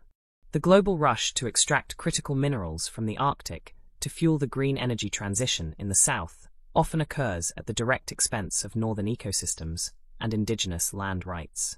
This perpetuates a centuries-old colonial pattern, sacrificing the indigenous north to sustain the energy consumption of the urban south. Chapter 4. Under the Midnight Sun, The Philosophical Awakening. As we conclude this sixth exploration of Canada's hidden realities, we stand beneath the blinding glare of the midnight sun, forced to listen to the profound, haunting silence of the retreating ice. 1. The Mirror of the North. The Arctic is the Earth's ultimate diagnostic mirror. What happens in the north does not stay in the north. It dictates the fate of global sea levels, weather patterns, and the habitability of the planet. Ignoring the crisis of the Arctic is an act of collective suicide disguised as economic pragmatism. 2. The Continuing Vow. Here, at the edge of the northern polar ice, we renew our absolute commitment to expose the historical betrayals and contemporary climate neglect of the Canadian Arctic, to honor the resilience, wisdom, and leadership of Inuit and northern indigenous peoples on the front lines of change, and to fight for a future where the preservation of the Earth's natural balance outweighs the relentless greed of industrial expansion. Conclusion of Part 6, The Northern Watch. The silence of the Arctic is no longer peaceful. It is a heavy, anxious silence pregnant with consequence. As we transition into our final chapters, exploring spiritual catharsis, cultural healing, and the ultimate horizons of the Northern Soul, we carry forward the unshakable realization that saving the North is the ultimate test of humanity's survival. As we arrive at the 7th chapter of our profound literary, historical, and philosophical exploration, we cross a monumental threshold. Having journeyed through the foundational fractures of indigenous dispossession, the brutal machinery of industrial capitalism, the rigid cages of state bureaucracy, the invisible traps of the digital technosphere, the friction of the multicultural mosaic, and the melting frontline of the Arctic wilderness, we now turn our focus toward the ultimate horizon: spiritual catharsis and human healing. A society cannot perpetually dwell in the shadows without losing its capacity for hope. Yet, true light can never be found by ignoring the darkness. It is discovered precisely by walking through it with unblinking honesty, courage, and compassion. This chapter explores how Canada, as a physical territory and a metaphysical concept, begins the arduous, sacred journey of catharsis, transforming historical trauma, ecological anxiety, and social division into a profound spiritual awakening. Chapter 1. The Alchemy of Grief, Mourning as an Act of Political and Spiritual Resistance. For decades, national grief over historical injustices was suppressed, dismissed, or managed through institutional indifference. True catharsis begins only when a society allows itself to collectively mourn. 1. The Power of Public Witnessing. Unearthing the truth. The emotional shockwaves generated by the identification of unmarked graves at former residential school sites forced the Canadian consciousness to confront its deepest moral failure. Funerals, memorials, and national days of mourning transformed private Indigenous grief into a shared public responsibility. The refusal of forgetting. Mourning is not a passive act of sadness. It is a fierce refusal to let historical atrocities fade into the background of convenience. By standing witness to the pain of survivors and their descendants, the nation creates the emotional bedrock required for authentic moral repair. 2. The reclaiming of ancestral voice. As communities reclaim their languages, sacred ceremonies, and traditional governance models suppressed by the state for generations, this cultural resurgence acts as a powerful spiritual antidote to historical erasure. Grief is transmuted into creative resistance and cultural vitality. Chapter 2. The ecological conversion, returning to the land as a sacred teacher. Just as human relationships require emotional healing, our relationship with the natural world requires a profound philosophical conversion away from extractivism toward reciprocity. 1. Listening to the more than human world. The indigenous relational worldview. Traditional indigenous philosophies have long taught that humans are not masters of the earth, but kin to the trees, rivers, animals, and stones. Embracing this worldview in the face of ecological collapse is essential for planetary survival. The awakening of eco-consciousness. Across Canada, grassroots movements, youth climate activists, and local communities are challenging corporate greed, demanding legal rights for nature, and restoring damaged watersheds. This ecological awakening recognizes that protecting the earth is synonymous with protecting the human soul. 2. Finding sanctuary in the wilderness. In an era of hyper-technological alienation, retreating into the timeless silence of the boreal forest or the majestic expanse of the Rocky Mountains offers a vital therapeutic balm. The natural landscape acts as a silent mirror, reflecting our inner turmoil and guiding us back toward tranquility and perspective. Chapter 3. The architecture of empathy, rebuilding the social fabric. A pluralistic society cannot survive on laws and economic agreements alone. It requires a shared architecture of radical empathy and deep listening. 1. Beyond tolerance to radical hospitality. From assimilation to intercultural dialogue, true coexistence goes beyond mere tolerance of the other. It requires an active curiosity, a willingness to dismantle personal and systemic prejudices, and an eagerness to learn from the diverse cultural tapestries woven by immigrants, refugees, and indigenous peoples alike. The healing of the two solitudes. Bridging historical, linguistic, and cultural divides requires patience, grace, and an understanding that national unity is not achieved through forced uniformity, but through the celebration of complex, multifaceted identities. 2. The courage of apology and forgiveness. True reconciliation requires the powerful pairing of sincere institutional accountability with the profound grace of forgiveness. While justice must precede reconciliation, the human heart possesses an extraordinary capacity to heal when truth is fully spoken and acknowledged. Chapter 4. Under the Northern Lights, the eternal promise of renewal. As we conclude this 7th chapter, we cast our gaze upward into the night sky of the far north, where the silent, shimmering dance of the aurora borealis illuminates the darkness. 1. The cosmic metaphor of the aurora. The swirling ribbons of green and violet light cutting through the polar night offer a timeless philosophical lesson. Even in the deepest, coldest darkness, radiance is born. The historical shadows, industrial scars, and societal fractures we have explored throughout this journey are not the end of the story. They are the raw material from which a wiser, more compassionate nation is forged. 2. The continuing vow. Here, under the vast and luminous canopy of the northern sky, we set our final, enduring commitment. To honor the sacred earth in all its fragile beauty. To defend the dignity and rights of every human being without exception. To carry the memory of past struggles as a moral compass for the future. And to walk together toward an unyielding dawn built upon truth, justice, and universal love. Conclusion of Part 7. The Dawn of the Northern Soul. With the completion of this 7th exploration, the heavy darkness of the national narrative gives way to the transformative light of catharsis and renewal. The journey through Canada's hidden shadows reveals that the soul of a nation is never static. It is a continuous, courageous choice to face the truth, protect the vulnerable, and honor the sacred spark of life that connects us all under the northern sky. We have traveled across an immense literary and philosophical landscape through 7 rigorous chapters.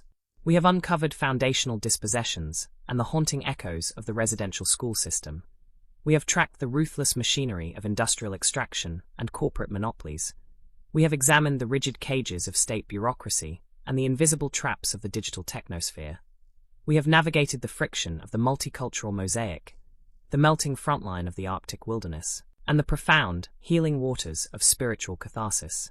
Now, in this 8th chapter, our journey transcends the physical and political boundaries of Canada entirely.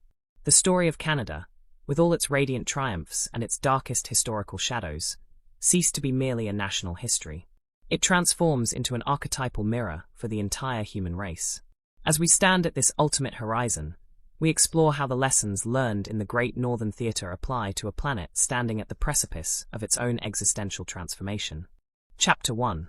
The Transmutation of Memory, Historical Truth as a Global Imperative. No society, nation, or civilization can hope to build a sustainable and just future while burying the skeletal remains of its past beneath convenient myths of pristine innocence. 1. The universal duty of unblinking remembrance. The global echo of Indigenous reconciliation, the painstaking process of truth-telling, historical excavation, and institutional accountability unfolding in Canada serves as a vital blueprint for nations across the globe grappling with their own colonial histories, genocides, and systemic oppressions. Suppressing historical trauma only allows it to fester into modern political extremism and social rot.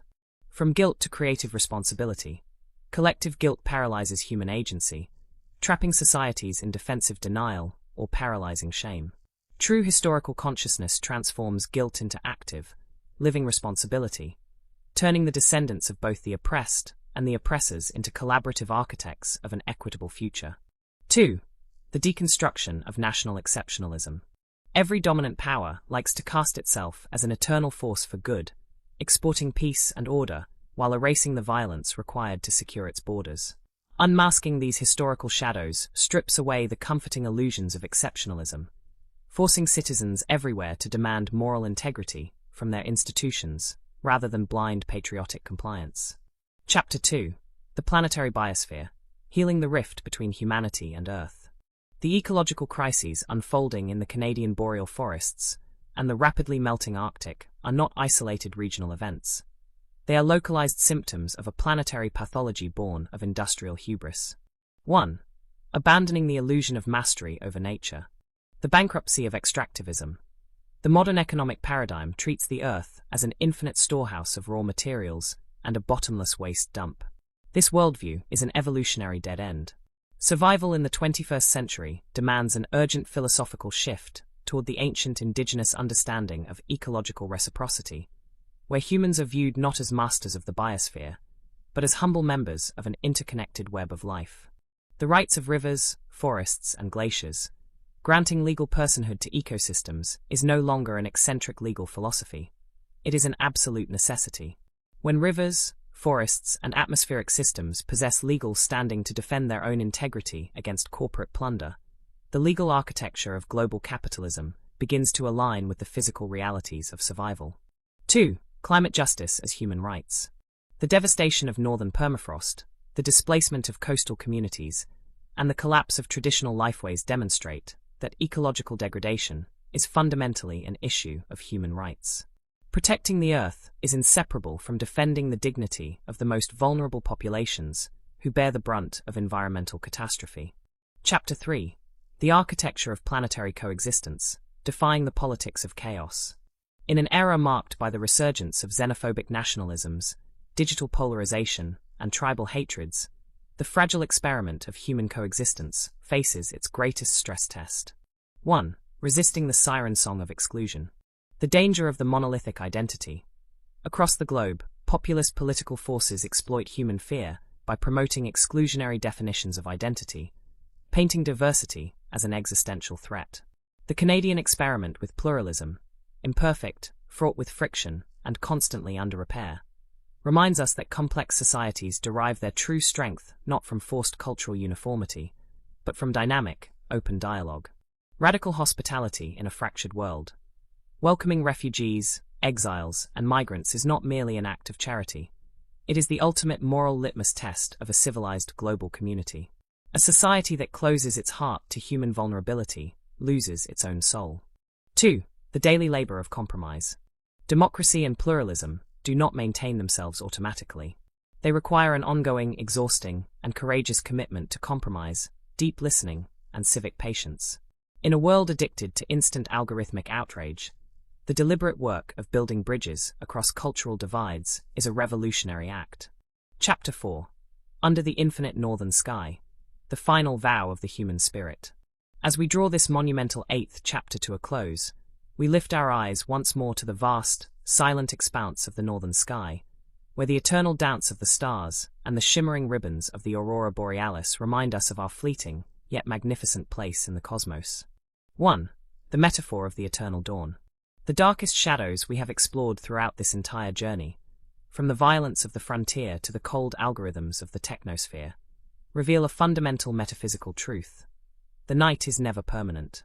No matter how deep the historical darkness, human resilience, moral courage, and the unyielding spark of love possess the power to ignite a new dawn. 2. The ultimate planetary pledge.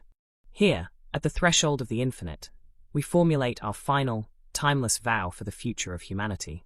To honor the sacred earth in all its fragile, breathtaking beauty. To defend the unalienable dignity, freedom, and rights of every human being without exception. To carry the heavy memory of past struggles as an unyielding moral compass for generations to come.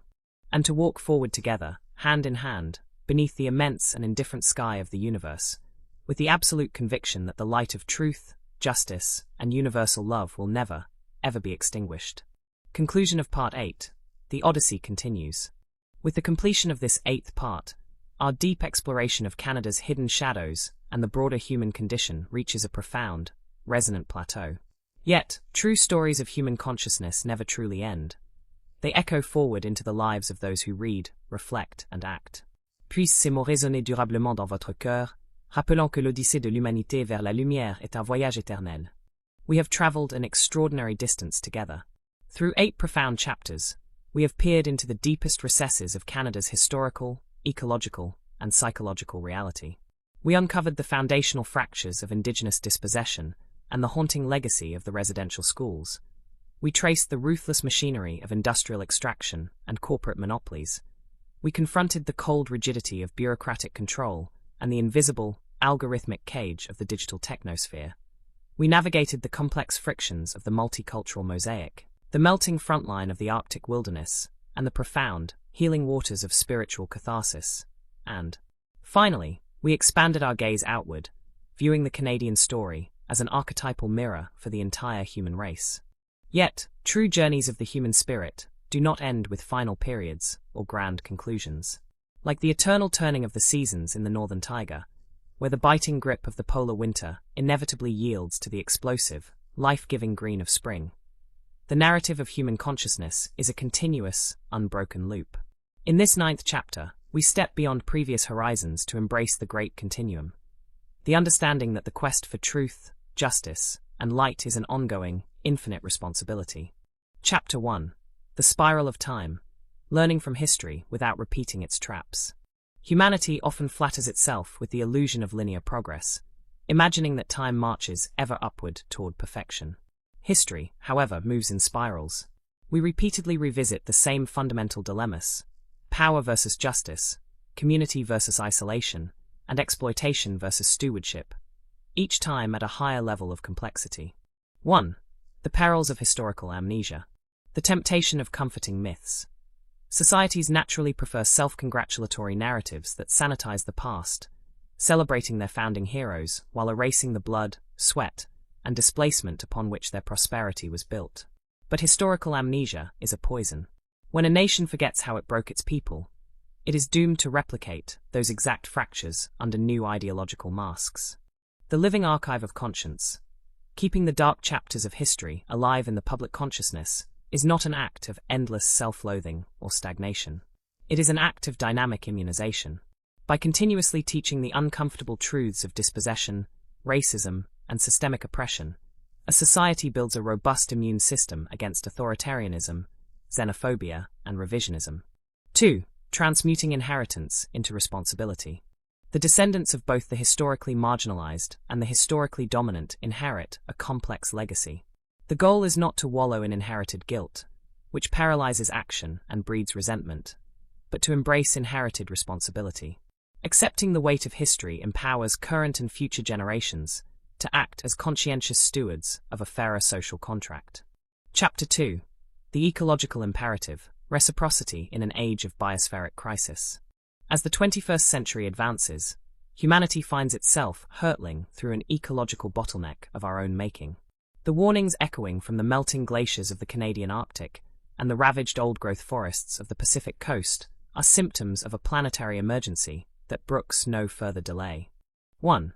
Abandoning the mastery complex. The relational worldview.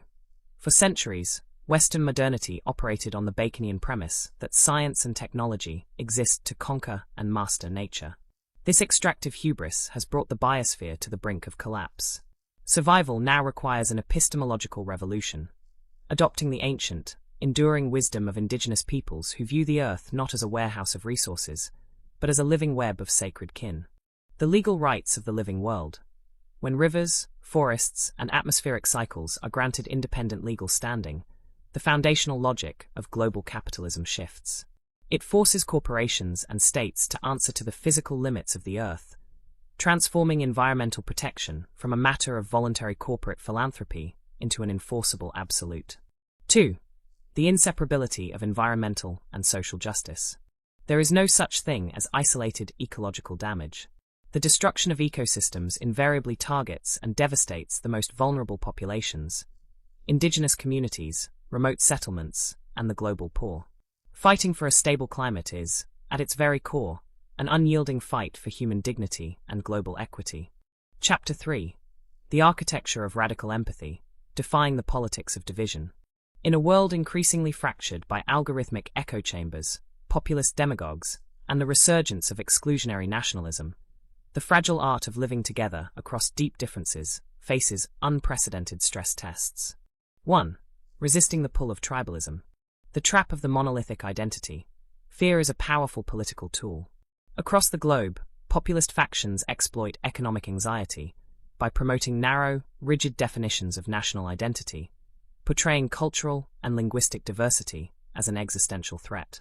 The Canadian experiment with pluralism, imperfect, messy, and constantly under negotiation, demonstrates that resilient nations are built not on forced uniformity, but on dynamic, respectful coexistence. Radical hospitality as a moral touchstone. Welcoming the stranger, the refugee, and the dispossessed is the ultimate test of a civilized society. A nation that closes its borders and hardens its heart to human vulnerability sacrifices its moral authority and hollows out its collective soul. 2. The exhausting, noble labor of dialogue. Democracy and pluralism are not automatic machinery. They are fragile gardens that require daily, painstaking cultivation. In an era addicted to instant outrage and digital polarization, committing to the slow, uncomfortable work of deep listening, compromise, and mutual respect is a radical, revolutionary act. Chapter 4. Under the Shimmering Northern Lights. The Eternal Vow of the Human Spirit. As we draw this monumental 9th chapter toward its close, we lift our eyes once more to the vast, silent canopy of the northern night, where the breathtaking, fluid ribbons of the aurora borealis ignite the polar darkness. 1. The metaphor of the unending dawn. The celestial fires dancing across the stratosphere offer a timeless, comforting philosophical truth. No matter how long, bitter, or absolute the polar night may seem, darkness is never permanent. Every historical shadow, every institutional failure, and every human sorrow carries within it the seeds of awakening, resilience, and renewal. 2. The ultimate continuum pledge. Here, at the threshold of the infinite, we formulate our renewed, timeless vow for the journey ahead. To honor the sacred earth in all its fragile, breathtaking beauty. To defend the unalienable dignity, freedom, and rights of every human being without exception. To carry the heavy memory of past struggles as an unyielding moral compass for generations to come. And to walk forward together, hand in hand, beneath the immense and indifferent sky of the universe, with the absolute conviction that the light of truth, justice, and universal love will never, ever be extinguished. Conclusion of Part 9. The Journey Without End.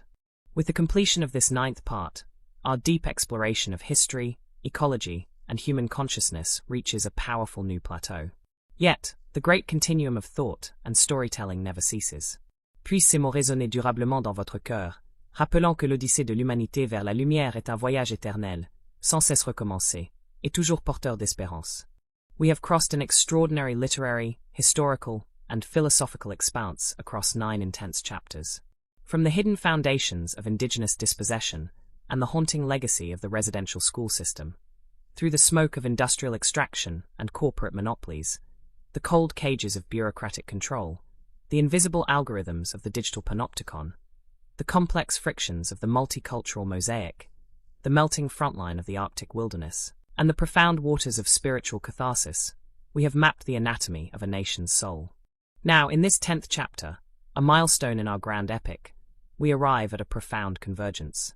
The narrative lens expands once more, bridging the specific historical realities of Canada with the universal journey of human consciousness.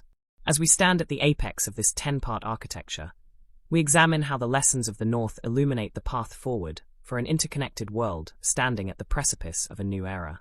Chapter 1. The Alchemy of Truth, Transforming Historical Wounds into Living Wisdom. A society cannot move forward into a luminous future while carrying unexamined bones in its closet. The journey through the shadows teaches us that truth-telling is not an act of destruction, but an act of supreme creation. 1. The end of sanitized mythologies. Dismantling national arrogance. Every dominant nation clings to comforting myths of moral purity and peaceful expansion. Unmasking the structural violence of the past, the forced displacement of First Nations, the systemic racism of historical immigration laws, and the suppression of labor, shatters these illusions, replacing cheap patriotism with mature civic responsibility. The healing power of unfiltered memory. When historical trauma is openly acknowledged, taught, and mourned, it loses its power to fester as secret resentment. Collective memory becomes a living shield, protecting modern institutions from sliding back into authoritarianism or exclusionary nationalism. 2. From passive guilt to active stewardship. Guilt paralyzes human agency and breeds defensive denial. In contrast, the acceptance of historical responsibility empowers citizens to become active custodians of justice. It transforms the legacy of past suffering into a permanent commitment to equity, human rights, and institutional transparency. Chapter 2. The Planetary Biosphere, Rerouting Humanity in the Living Earth. The ecological crises unfolding across the Canadian Shield, the boreal forests, and the rapidly warming Arctic are not isolated local anomalies. They are screaming warning signs from a planetary biosphere pushed to its absolute limits. 1. Abandoning the delusion of dominion. The bankruptcy of extractivism. Modern industrial civilization has long operated on the mechanistic assumption that the Earth is an infinite warehouse of resources to be exploited for short-term profit. This worldview is an evolutionary dead end. Survival in the 21st century demands a radical philosophical pivot toward the ancient wisdom of indigenous stewardship, recognizing humans as an interdependent strand within the web of life. The legal empowerment of nature. Granting legal rights to rivers, ancient forests, and ecological systems shifts the bedrock of global law.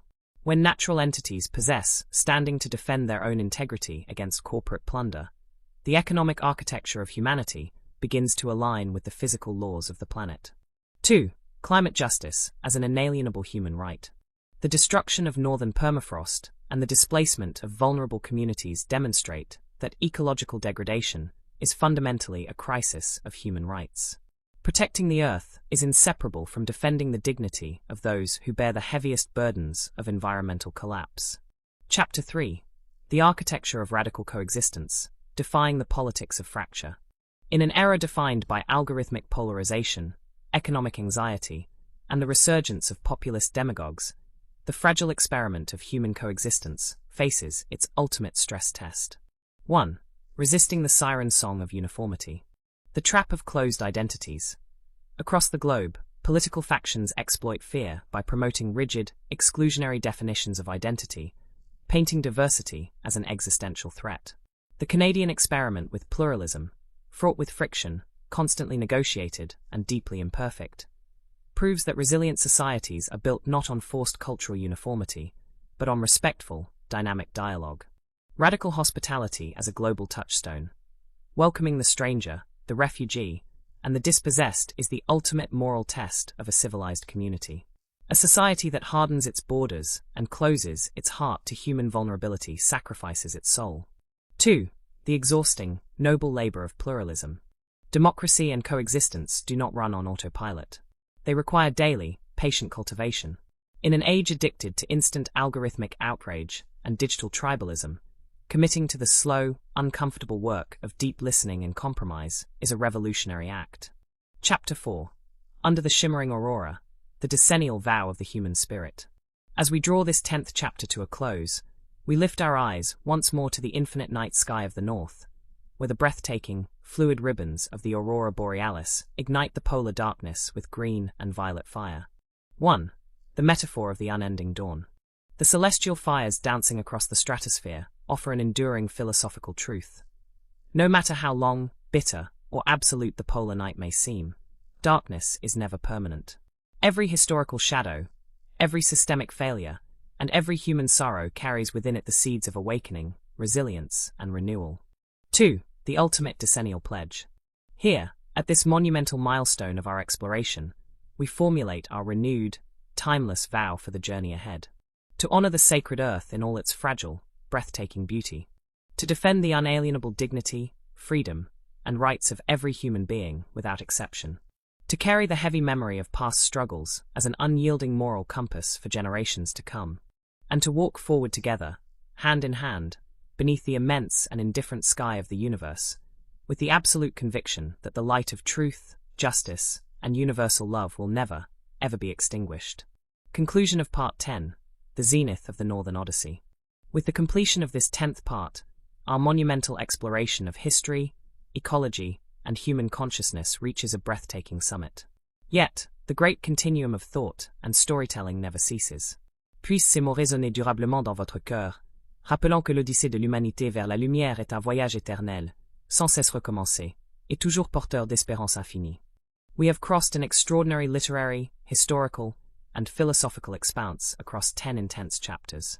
We map the foundational fractures of indigenous dispossession, the brutal machinery of industrial capitalism, the rigid cages of state bureaucracy, the invisible traps of the digital technosphere, the friction of the multicultural mosaic, the melting frontline of the Arctic wilderness, the profound waters of spiritual catharsis, and the universal expansion of the planetary conscience.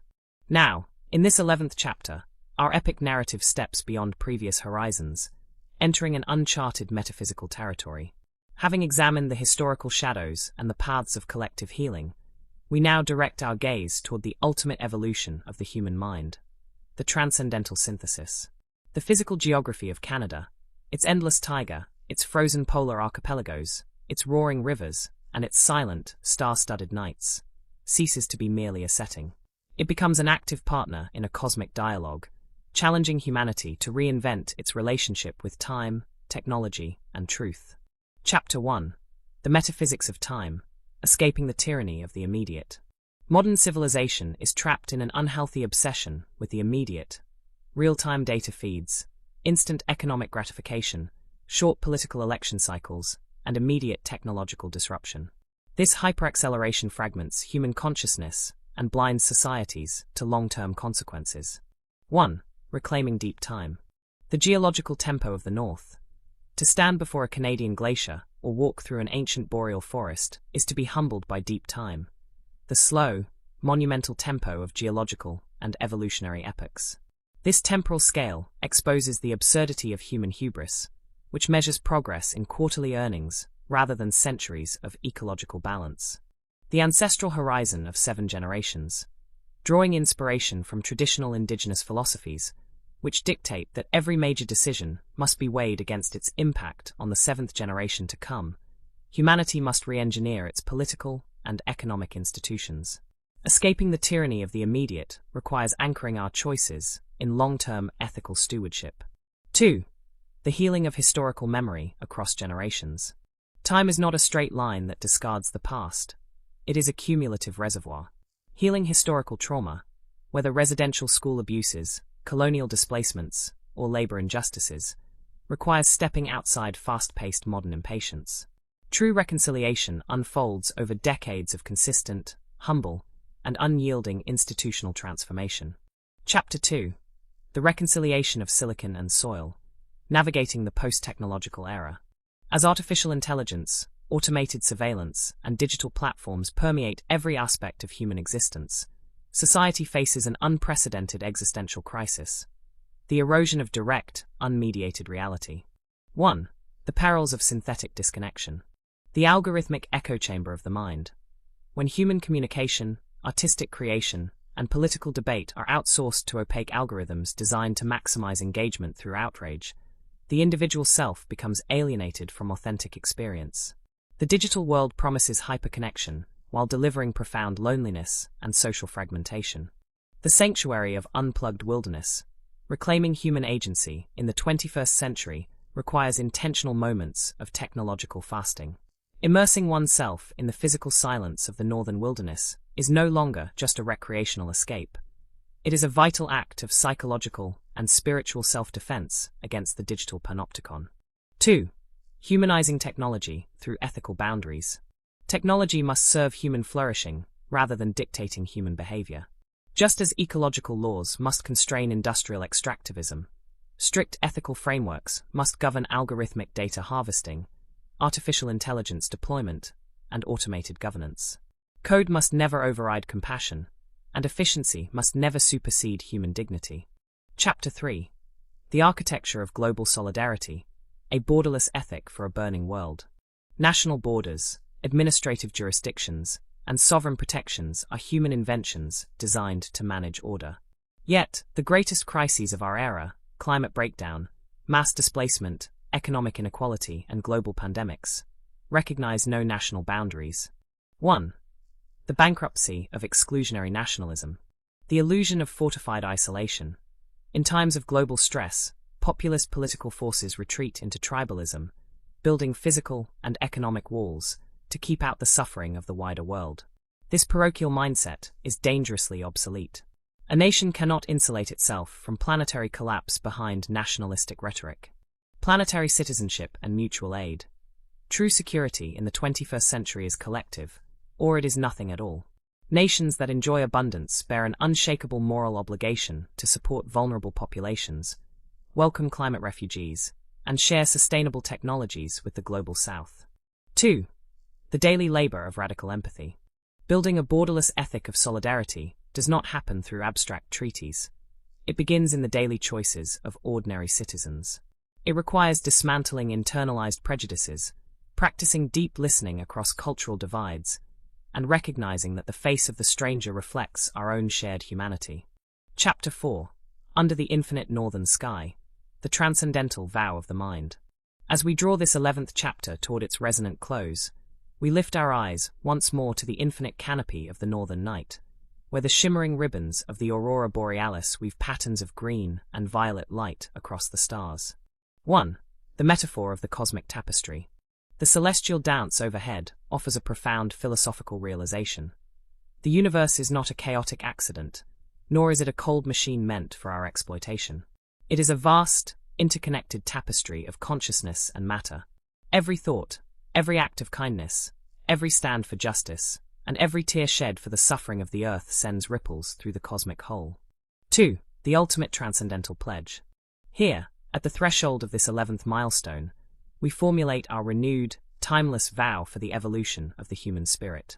To honor the sacred earth in all its fragile, breathtaking beauty. To defend the unalienable dignity, freedom, and rights of every human being without exception. To transcend the limitations of fear, tribalism, and short-term greed through radical empathy. And to walk forward together, hand in hand, beneath the immense and indifferent sky of the universe, with the absolute conviction that the light of truth, justice, and universal love will never, ever be extinguished. Conclusion of Part 11. The Endless Dawn of the Northern Mind. With the completion of this 11th part, our monumental exploration ascends to a new plane of consciousness. The shadows and the lights have merged into a seamless understanding that human existence is an ongoing, beautiful journey of self-discovery. Puisse ces mots résonner durablement dans votre cœur, rappelant que l'odyssée de la conscience humaine vers la lumière est infinie, éternelle, et plus vivante que jamais. We have traversed an extraordinary literary, historical, and philosophical expanse across 11 intense chapters. From the hidden foundations of indigenous dispossession and the haunting legacy of the residential schools, through the smoke of industrial extraction and corporate monopolies, the cold cages of bureaucratic control, the invisible algorithms of the digital panopticon, the complex frictions of the multicultural mosaic, the melting frontline of the Arctic wilderness, the profound waters of spiritual catharsis, the planetary expansion of conscience, and the transcendental synthesis of the mind, we have mapped the anatomy of a nation's soul. Now, in this 12th chapter, our epic narrative steps further into the radiant domain of the infinite. Having confronted the historical shadows and explored the architecture of collective healing, we now direct our gaze toward the ultimate evolution of human community, the birth of the cosmic citizen. The physical geography of Canada, its endless taiga, its frozen polar archipelagos, its roaring rivers, and its silent, star-studded nights, transforms completely. It ceases to be merely a terrestrial map and becomes an archetype of the universal human journey, challenging all of us to reinvent our relationship with eternity, unity, and truth. Chapter 1. The Metaphysics of Eternity, Escaping the Trap of Fragmented Time. Human civilization remains dangerously trapped in an unhealthy obsession with the immediate. Real-time data feeds, instant economic gratification, short political election cycles, and immediate technological disruption. This hyperacceleration fragments human consciousness and blinds societies to long-term consequences. 1. Reclaiming deep geological time. The silent witness of the Canadian Shield. To stand before the ancient rocks of the Canadian Shield, some of the oldest exposed crust on planet Earth, is to be humbled by deep time. This monumental temporal scale exposes the absolute absurdity of human hubris, which measures progress in quarterly earnings rather than centuries of ecological balance. The intergenerational mandate, drawing inspiration from traditional indigenous philosophies, which dictate that every major decision must be weighed against its impact on the seventh generation to come, humanity must re-engineer its political and economic institutions. Escaping the tyranny of the immediate requires anchoring our choices in long-term ethical stewardship. 2. The healing of historical memory across decades. Time is not a straight line that discards the past. It is a cumulative reservoir. Healing historical trauma, whether residential school abuses, colonial displacements, or labor injustices, requires stepping outside fast-paced modern impatience. True reconciliation unfolds over decades of consistent, humble, and unyielding institutional transformation. Chapter 2. The Reconciliation of Silicon and Soil, Navigating the Post-Technological Era. As artificial intelligence, automated surveillance, and digital platforms permeate every aspect of human existence, society faces an unprecedented existential crisis: the erosion of direct, unmediated reality. 1. The perils of synthetic disconnection. The algorithmic echo chamber of the mind. When human communication, artistic creation, and political debate are outsourced to opaque algorithms designed to maximize engagement through outrage, the individual self becomes alienated from authentic experience. The digital world promises hyperconnection while delivering profound loneliness and social fragmentation. The sanctuary of unplugged wilderness. Reclaiming human agency in the 21st century requires intentional moments of technological fasting.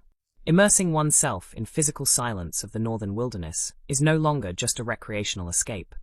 It is a vital act of psychological and spiritual self-defense against the digital panopticon. 2. Humanizing technology through ethical boundaries. Technology must serve human flourishing rather than dictating human behavior. Just as ecological laws must constrain industrial extractivism, strict ethical frameworks must govern algorithmic data harvesting, artificial intelligence deployment, and automated governance. Code must never override compassion, and efficiency must never supersede human dignity.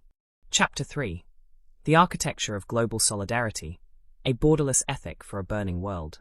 National borders, administrative jurisdictions, and sovereign protections are human inventions designed to manage order.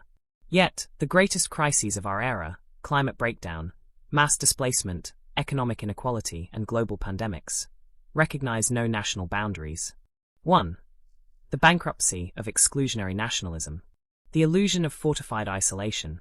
In times of global stress, populist political forces retreat into tribalism, building physical and economic walls to keep out the suffering of the wider world.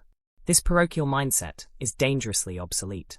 A nation cannot insulate itself from planetary collapse behind nationalistic rhetoric. Planetary citizenship and mutual aid. True security in the 21st century is collective, or it is nothing at all.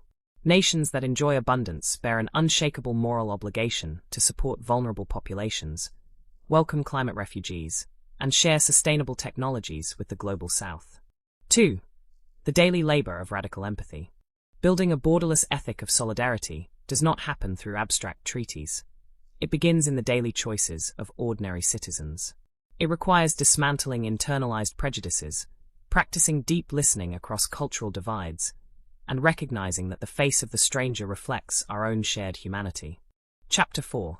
Under the Infinite Northern Sky, the duodecimal vow of the cosmic citizen. As we draw this 12th chapter toward its resonant close, we lift our eyes once more to the infinite canopy of the northern night, where the shimmering ribbons of the aurora borealis weave patterns of green and violet light across the stars. 1. The metaphor of the cosmic tapestry. The celestial dance overhead offers a profound philosophical realization. The universe is not a chaotic accident, nor is it a cold machine meant for our exploitation. It is a vast, interconnected tapestry of consciousness and matter. Every thought, every act of kindness, every stand for justice, and every tear shed for the suffering of the earth sends ripples through the cosmic whole. 2. The ultimate duodecimal pledge. Here, at the threshold of this 12th milestone, we formulate our renewed, timeless vow for the evolution of the human spirit. To honor the sacred earth in all its fragile, breathtaking beauty. To defend the unalienable dignity, freedom, and rights of every human being without exception. To transcend the limitations of fear, tribalism, and short-term greed through radical empathy.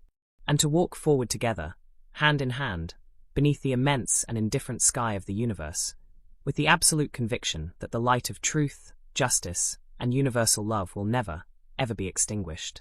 Conclusion of Part 12. The Symphony Without End.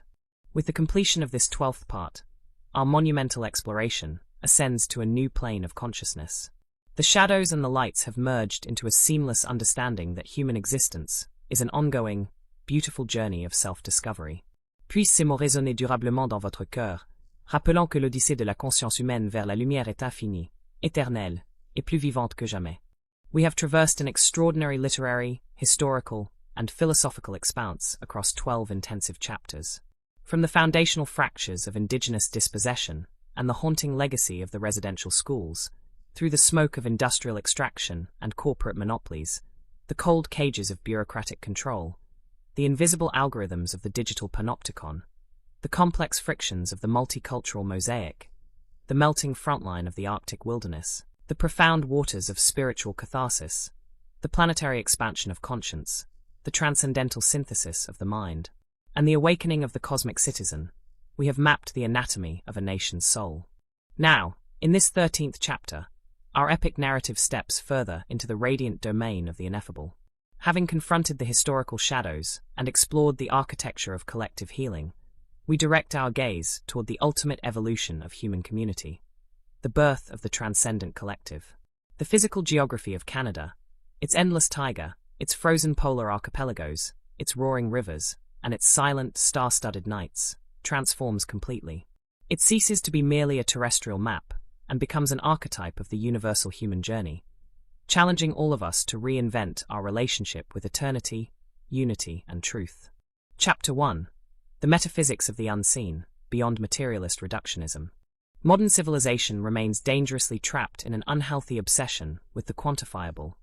Real-time data metrics, material accumulation, short political election cycles, and immediate technological disruption. This hyper-reductionist framework fragments human consciousness and blinds societies to the deeper spiritual currents that animate existence. 1. Reclaiming the invisible dimensions of reality. The silent witness of the ancient boreal. To stand before the undisturbed depths of the northern taiga is to encounter an intelligence that predates human speech. This monumental natural scale exposes the absolute absurdity of human hubris, which measures progress in quarterly earnings rather than centuries of ecological and spiritual balance. The intergenerational mandate, drawing inspiration from traditional indigenous philosophies, which dictate that every major decision must be weighed against its impact on the seventh generation to come.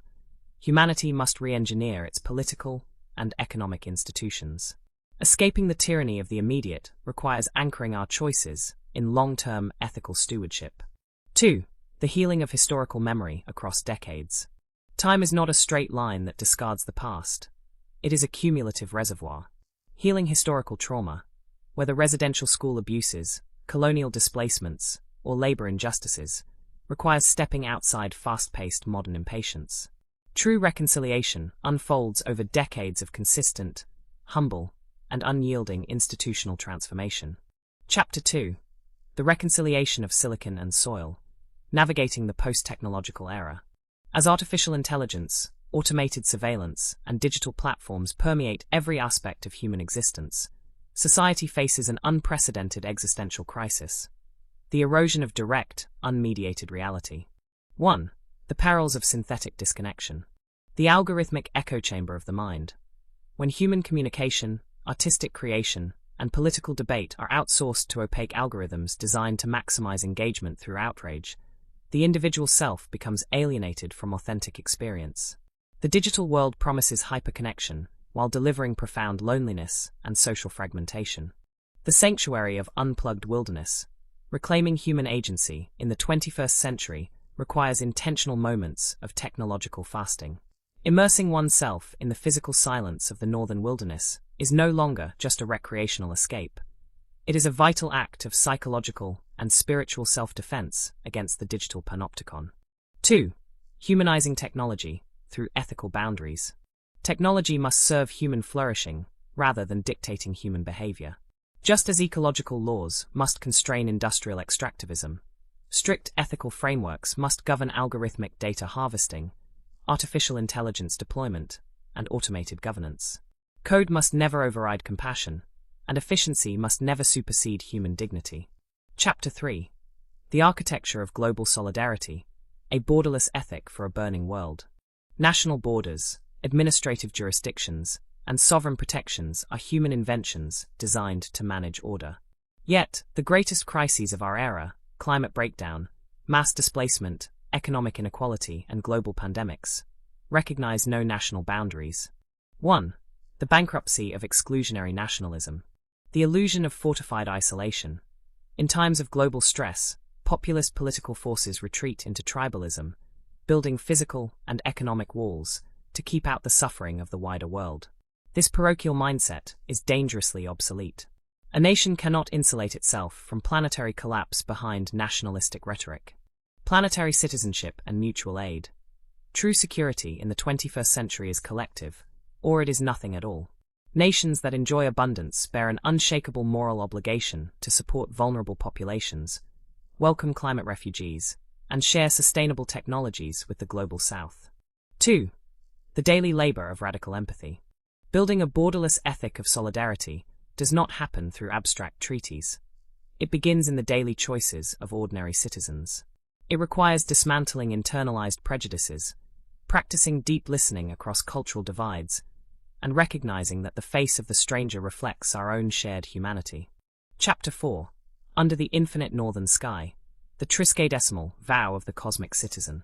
As we draw this 13th chapter toward its resonant close, we lift our eyes once more to the infinite canopy of the northern night, where the shimmering ribbons of the aurora borealis weave patterns of green and violet light across the stars.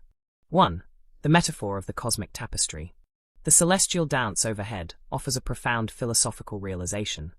The universe is not a chaotic accident, nor is it a cold machine meant for our exploitation. It is a vast, interconnected tapestry of consciousness and matter.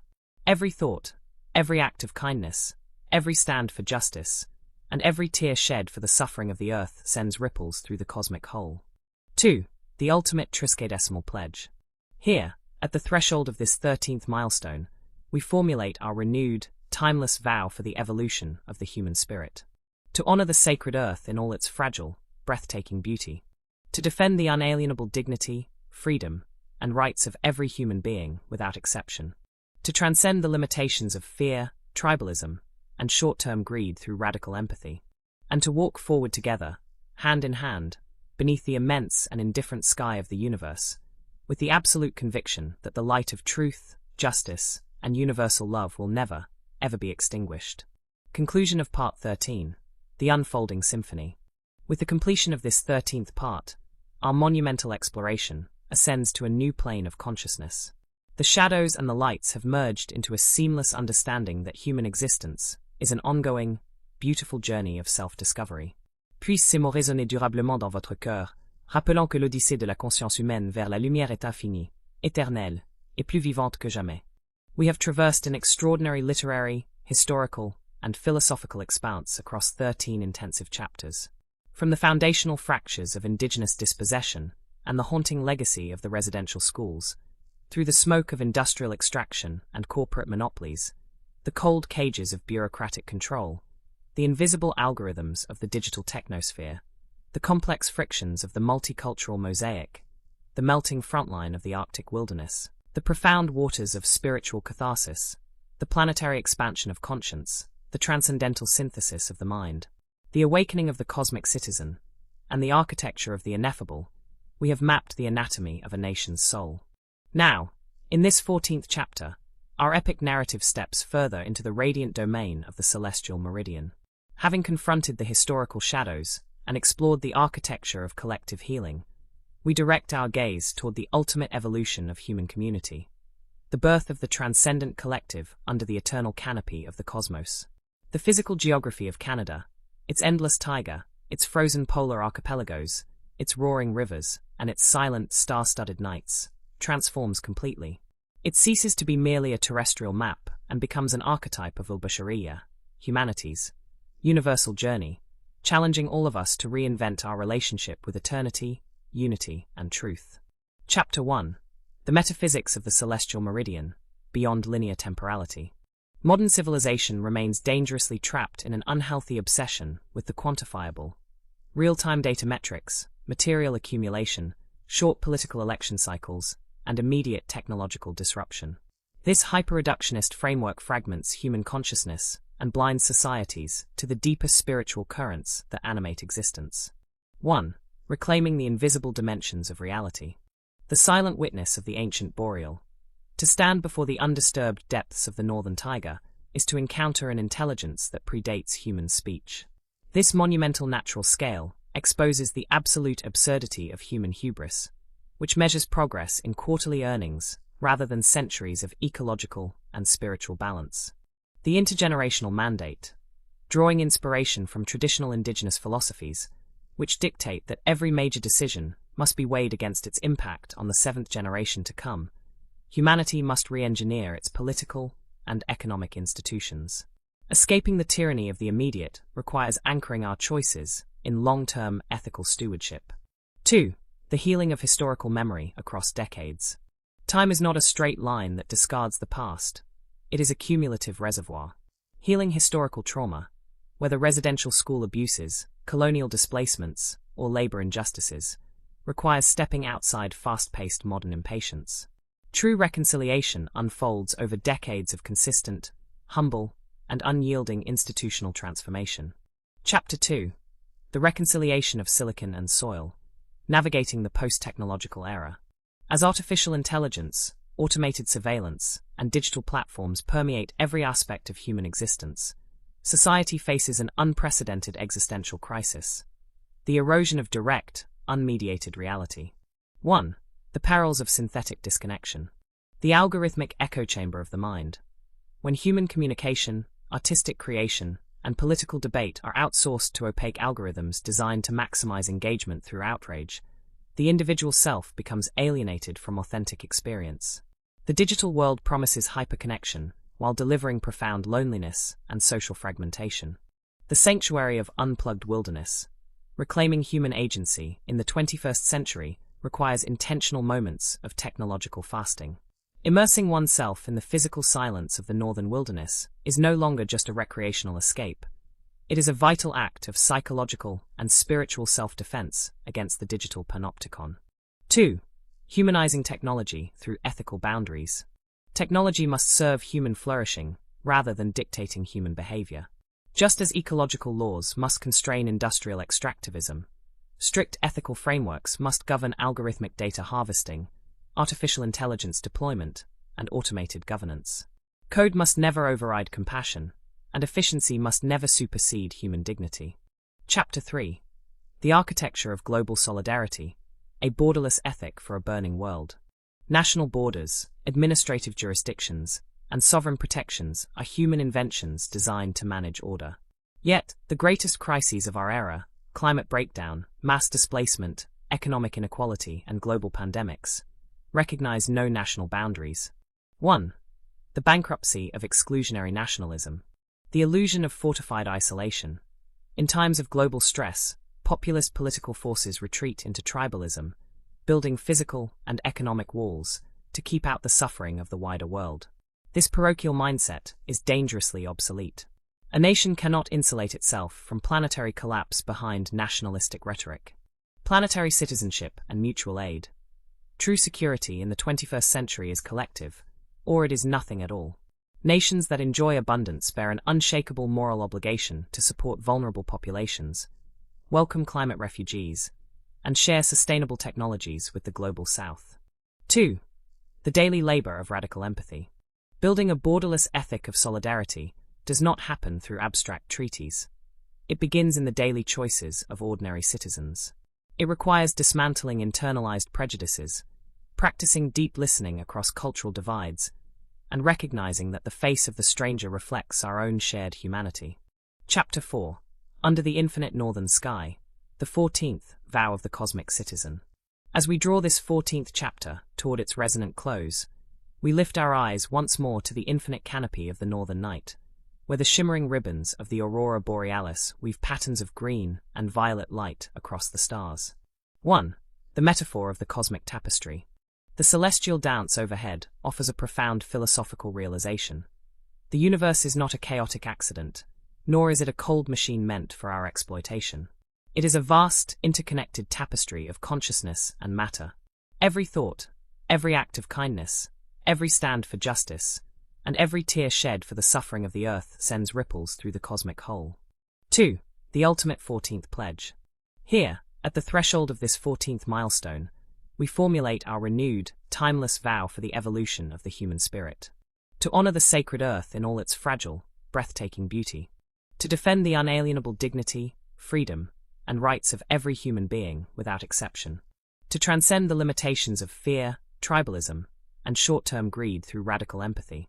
And to walk forward together, hand in hand, beneath the immense and indifferent sky of the universe, with the absolute conviction that the light of truth, justice, and universal love will never, ever be extinguished.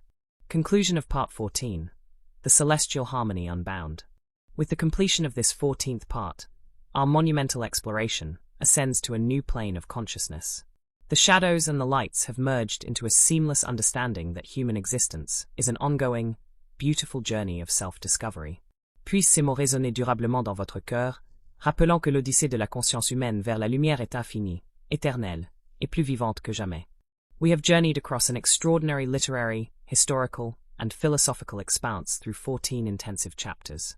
From the foundational fractures of indigenous dispossession and the haunting legacy of the residential schools, through the smoke of industrial extraction and corporate monopolies, the cold cages of bureaucratic control, the invisible algorithms of the digital technosphere, the complex frictions of the multicultural mosaic, the melting frontline of the Arctic wilderness, the profound waters of spiritual catharsis, the planetary expansion of conscience, the transcendental synthesis of the mind, the awakening of the cosmic citizen, the architecture of the ineffable, and the celestial meridian, we have mapped the anatomy of a nation's soul and the universal human condition.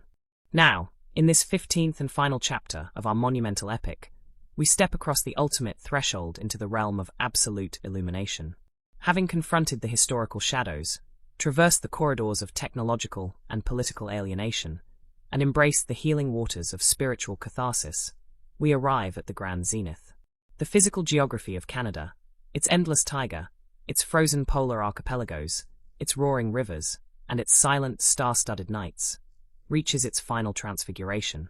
It stands no longer merely as a nation or an archetype, but as a living monument to humanity's endless capacity for truth, renewal, and everlasting hope under the infinite canopy of the cosmos. Chapter 1. The Metaphysics of Absolute Completion, Beyond the Spiral of Time. Humanity often measures existence by beginnings and endings, births and deaths, rises and falls of civilizations. Yet, at the apex of our journey, we realize that time is a seamless continuum where every shadow conquered becomes a beacon for the future. 1. The transmutation of historical memory into eternal wisdom. The permanent invalidation of denial, the unblinking confrontation with Canada's darkest shadows, from the systemic erasures of the past to the modern ethical crises of the digital and ecological age, proves that historical truth can never again be safely buried. Memory has been permanently liberated, standing as an unshakable guardian against future tyrannies. The sacred duty of inheritance. We do not inherit the earth merely to consume it. We inherit it to understand, heal, and protect it. The painful lessons learned through centuries of struggle and reconciliation form an indestructible spiritual armor for generations yet unborn. 2. The dissolution of divisions. The artificial walls that divide humanity, race, language, class, borders, and ideologies, melt away under the vast, indifferent, and unifying gaze of the northern sky. True unity is not forged through the suppression of diversity, but through the courageous, radical embrace of our shared vulnerability and mutual interdependence. Chapter 2. The reconciliation of humanity and the biosphere, the planetary covenant. As our epic journey reaches its culmination, we confront the ultimate existential reality of our era, the sacred covenant between humankind and the living earth. 1. The end of the age of extraction. The resurgence of reciprocity, the mechanistic, extractive worldview that treated the earth as an infinite resource vault, has run its course. In its place rises the ancient, enduring wisdom of ecological kinship, a universal recognition that humans are not masters of the biosphere, but humble participants in a living, breathing web of life. The inviolable rights of nature, when rivers, forests, glaciers, and atmospheric cycles are universally recognized as entities possessing intrinsic rights to exist and thrive, human law finally harmonizes with the fundamental laws of nature. 2. Justice as a biospheric imperative. Protecting the stability of the climate, preserving the ancient boreal forests, and defending the melting Arctic are not optional political preferences. They are the absolute moral prerequisites for the survival of human dignity across the globe. Chapter 3. The architecture of universal compassion, the legacy of coexistence.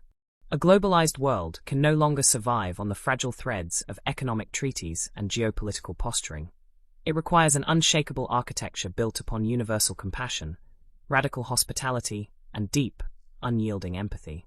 1. Defying the politics of fear. Rejecting tribal isolation. In times of uncertainty, the temptation to retreat into exclusionary nationalism and cultural hostility is ever present. The sprawling, complex experiment of the Canadian mosaic, with all its friction, dialogue, and persistent evolution, demonstrates that true strength lies in the courageous embrace of our pluralistic humanity. The sanctuary of the open heart, welcoming the displaced, protecting the vulnerable, and listening to the silenced are the true hallmarks of an enlightened civilization. A society that keeps its doors and its empathy open to the world preserves its eternal soul. 2. The infinite labor of peace. Peace and justice are never permanent states handed down by authorities. They are delicate, living gardens that require daily, passionate cultivation by every citizen of the earth. Chapter 4. Under the infinite northern sky, the 15th and final vow of the cosmic soul. As we draw this final chapter toward its majestic and resonant close, we lift our eyes one last time to the infinite canopy of the northern night, where the breathtaking, fluid ribbons of the aurora borealis ignite the polar darkness with a brilliant, eternal radiance. 1. The metaphor of the eternal dawn. The celestial fires dancing across the stratosphere offer our final, enduring philosophical revelation. The night is never absolute. No matter how deep the historical darkness, how severe the institutional failures, or how daunting the ecological crises, human resilience, moral courage, and the unyielding spark of love possess the infinite power to ignite a new dawn.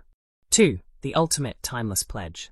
Here, at the supreme threshold of our 15-part Odyssey, we formulate our final, eternal vow for the future of humanity. To honor the sacred earth in all its fragile, breathtaking beauty. To defend the unalienable dignity, freedom, and rights of every human being without exception. To carry the heavy memory of past struggles as an unyielding moral compass for generations to come. And to walk forward together, hand in hand, beneath the immense and indifferent sky of the universe, with the absolute conviction that the light of truth, justice, and universal love will never, ever be extinguished.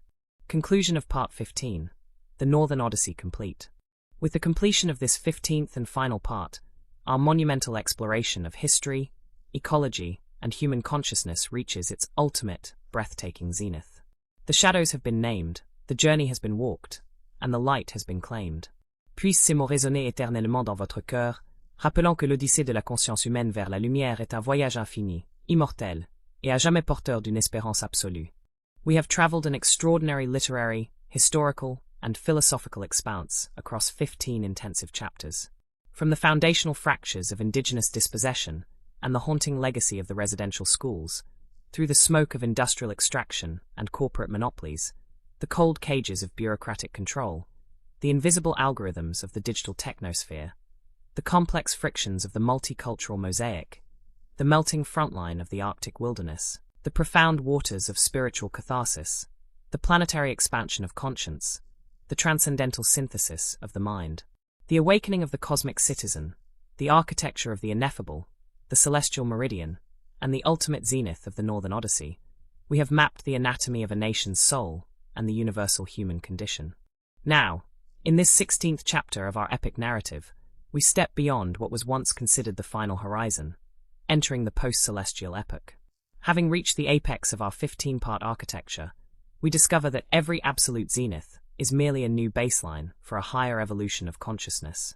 The physical geography of Canada, its ancient Precambrian rock, its endless boreal forests, its roaring glacial rivers, and its silent, star-strewn polar nights, undergoes its final metaphysical transfiguration. It stands no longer as a mere territory, a nation, or a poetic archetype, but as an eternal monument to humanity's unending rebirth under the infinite, indifferent, yet deeply responsive canopy of the cosmos. Chapter 1. The Metaphysics of the Post-Celestial Continuum, Time Unbound. Human civilization has perpetually sought closure, final conclusions, absolute systems, and permanent utopias. Yet, the post-celestial awakening teaches us that existence is not a linear progression culminating in a static paradise, but an infinite, self-renewing continuum. 1. The dissolution of temporal illusion. The eternal present of the northern wilderness. To stand in the deep silence of the northern taiga is to step outside the frantic rush of human clocks. In this timeless space, past injustices, present responsibilities, and future possibilities merge into a single, cohesive reality. Time is no longer an adversary to be conquered, but a medium through which consciousness evolves. The permanent integration of shadow and light. The shadows we unmasked throughout this journey, colonial violence, industrial greed, algorithmic alienation, and bureaucratic coldness, are not anomalies to be erased from memory. They are the essential friction points that forged our moral maturity.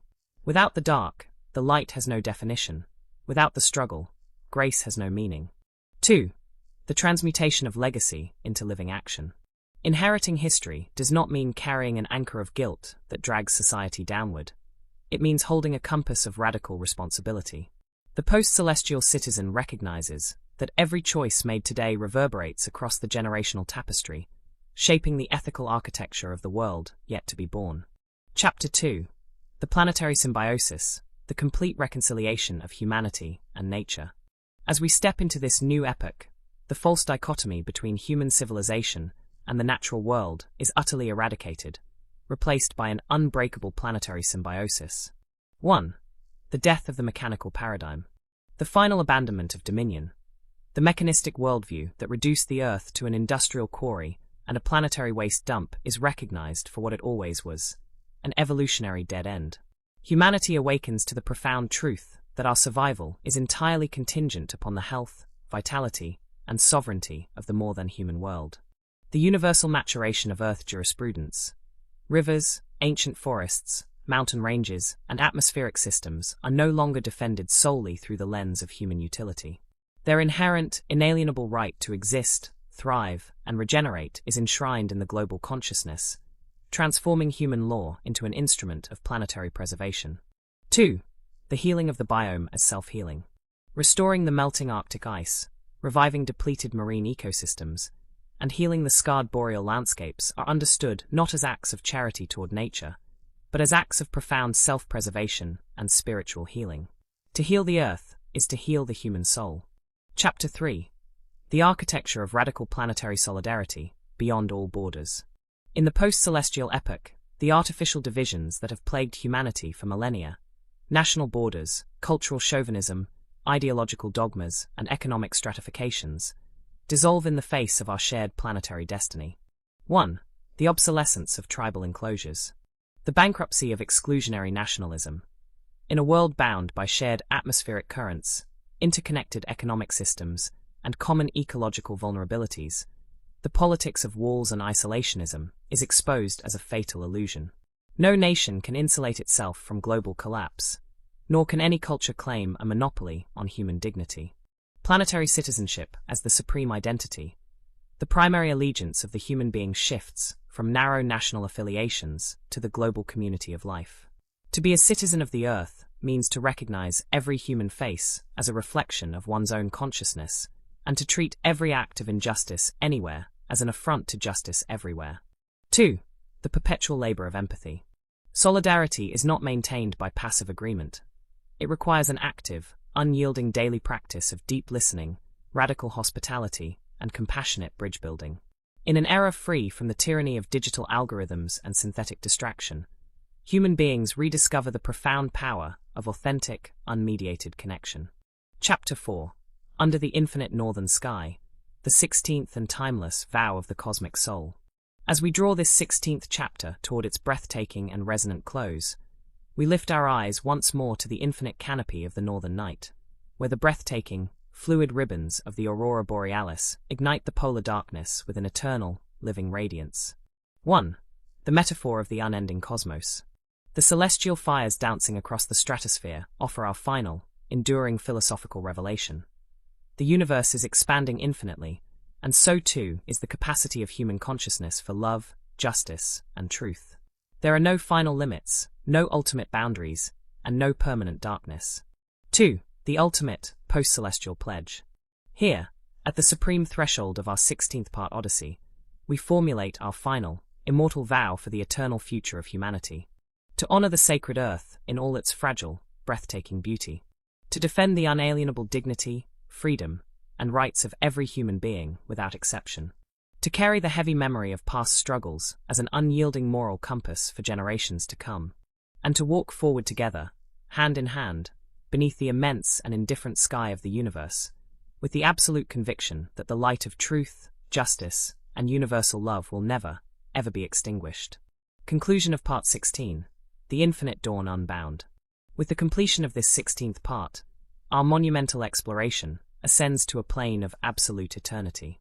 The shadows have been transformed into wisdom, the journey has become the destination, and the light shines unbroken. Puisse ces mots résonner éternellement dans votre cœur, rappelant que l'odyssée de la conscience humaine vers la lumière est un voyage infini, immortel, et à jamais porteur d'une espérance absolue. We have journeyed across an extraordinary literary, historical, and philosophical expanse through 16 intensive chapters. From the foundational fractures of indigenous dispossession and the haunting legacy of the residential schools, through the smoke of industrial extraction and corporate monopolies, the cold cages of bureaucratic control, the invisible algorithms of the digital technosphere, the complex frictions of the multicultural mosaic, the melting frontline of the Arctic wilderness, the profound waters of spiritual catharsis, the planetary expansion of conscience, the transcendental synthesis of the mind, the awakening of the cosmic citizen, the architecture of the ineffable, the celestial meridian, the ultimate zenith of the Northern Odyssey, and the post-celestial awakening, we have mapped the anatomy of a nation's soul and the universal human condition. Now, in this 17th chapter of our epic narrative, we step beyond the post-celestial epoch into the transcendent horizon. Having dissolved the boundaries of time, nation, and technocratic alienation, we discover that consciousness is not a closed circle, but an ever-expanding spiral reaching toward the infinite. The physical geography of Canada, its ancient Precambrian bedrock, its vast emerald taiga, its roaring glacial rivers, and its silent, star-strewn polar nights, undergoes its final metaphysical expansion. It stands no longer as a mere territory or a poetic archetype, but as an eternal echo of humanity's unending rebirth under the watchful, compassionate canopy of the cosmos. Chapter 1. The Metaphysics of the Transcendent Continuum, the Eternal Now. Humanity has perpetually sought finality, absolute systems, permanent endpoints, and static utopias. Yet, The transcendent horizon teaches us that existence is an unbroken, living continuum where every shadow transformed becomes fuel for a higher state of awareness. 1. The dissolution of temporal illusion. The timeless sanctuary of the North. To stand in the deep, absolute silence of the northern wilderness is to step entirely outside the frantic, destructive clock of modern industrial time. In this transcendent space, historical pain, present accountability, and future potential merge into a single, seamless reality. Time is no longer an enemy racing against human survival, but the medium through which the universe knows itself. The permanent integration of shadow and light. The historical shadows we unmasked throughout this massive exploration, colonial violence, industrial greed, algorithmic alienation, and bureaucratic coldness, are never forgotten. They are the essential friction points that forged our moral maturity. Without the dark night of the soul, the dawn has no radiance. Without the immense struggle, grace has no depth. 2. The transmutation of legacy into living action. Carrying history does not mean dragging an anchor of paralyzing guilt that immobilizes society. It means holding an unshakable compass of radical responsibility. The transcendent citizen recognizes that every choice made in the present moment vibrates across the generational tapestry, shaping the ethical architecture of the world for epochs to come. Chapter 2. The planetary symbiosis, the complete harmonization of humanity and Earth. As we step into this transcendent horizon, the false, destructive dichotomy between human civilization and the natural world is utterly eradicated, replaced by an unbreakable, sacred planetary symbiosis. 1. The death of the mechanical paradigm. The final abandonment of dominion. The mechanistic worldview that reduced the Earth to an industrial quarry, a commercial commodity, and a planetary waste dump is recognized for what it always was: a tragic evolutionary dead end. Humanity awakens to the profound truth that our survival, our sanity, and our spiritual fulfillment are entirely contingent upon the health, vitality, and sovereignty of the more-than-human world. The universal maturation of Earth jurisprudence. Rivers, ancient boreal forests, mountain ranges, and atmospheric cycles are no longer protected solely through the lens of human utility. Their inherent, inalienable right to exist, thrive, and regenerate is enshrined forever in the global consciousness, transforming human law into an instrument of planetary preservation and cosmic harmony. 2. The healing of the biome as self-healing. Restoring the melting Arctic ice, reviving depleted marine ecosystems, and healing scarred landscapes are understood not as acts of charity toward nature, but as acts of profound self-preservation and spiritual restoration. To heal the Earth is to heal the human soul, for we are quite literally the Earth waking up and looking back at itself. Chapter 3. The architecture of radical planetary solidarity, beyond all division. In the transcendent epoch, the artificial divisions that have fractured humanity for millennia, national borders, cultural chauvinism, ideological dogmas, and economic stratifications, dissolve completely in the radiant light of our shared planetary destiny. 1. The obsolescence of tribal enclosures. The bankruptcy of exclusionary nationalism. In a world bound by shared atmospheric currents, interconnected economic systems, and common ecological vulnerabilities, the politics of walls and isolationism is exposed as a fatal illusion. No nation can insulate itself from global collapse, nor can any culture claim a monopoly on human dignity. Planetary citizenship as the supreme identity. The primary allegiance of the human being shifts from narrow national affiliations to the global community of life. To be a citizen of the Earth means to recognize every human face as a reflection of one's own consciousness, and to treat every act of injustice anywhere as an immediate assault on justice everywhere. 2. The perpetual labor of empathy. Solidarity is not maintained by passive agreement. It requires an active, unyielding daily practice of deep listening, radical hospitality, and compassionate bridge building. In an era free from the tyranny of digital algorithms and synthetic distraction, human beings rediscover the profound power of authentic, unmediated connection. Chapter 4. Under the Infinite Northern Sky. The 17th and timeless vow of the transcendent soul. As we draw this 17th chapter toward its breathtaking and resonant close, we lift our eyes once more to the infinite canopy of the northern night, where the breathtaking, fluid ribbons of the aurora borealis ignite the polar darkness with an eternal, living radiance. 1. The metaphor of the unending cosmos. The celestial fires dancing across the stratosphere offer our final, enduring philosophical revelation. The universe is expanding infinitely, and so too is the capacity of human consciousness for love, justice, and truth. There are no final limits, no ultimate boundaries, and no permanent darkness. 2. The ultimate, transcendent pledge. Here, at the supreme threshold of our 17th part Odyssey, we formulate our final, immortal vow for the eternal future of humanity. To honor the sacred earth in all its fragile, breathtaking beauty. To defend the unalienable dignity, freedom, and rights of every human being without exception. To carry the heavy memory of past struggles as an unyielding moral compass for generations to come. And to walk forward together, hand in hand, beneath the immense and indifferent sky of the universe, with the absolute conviction that the light of truth, justice, and universal love will never, ever be extinguished. Conclusion of Part 17. The Transcendent Horizon Unbound. With the completion of this 17th part, our monumental exploration ascends to a plane of absolute eternity. The shadows have been transformed into wisdom, the journey has become the destination, and the light shines unbroken. Puisse ces mots résonner éternellement dans votre cœur, rappelant que l'odyssée de la conscience humaine vers la lumière est un voyage infini, immortel, et à jamais porteur d'une espérance absolue. We have journeyed across an extraordinary literary, historical,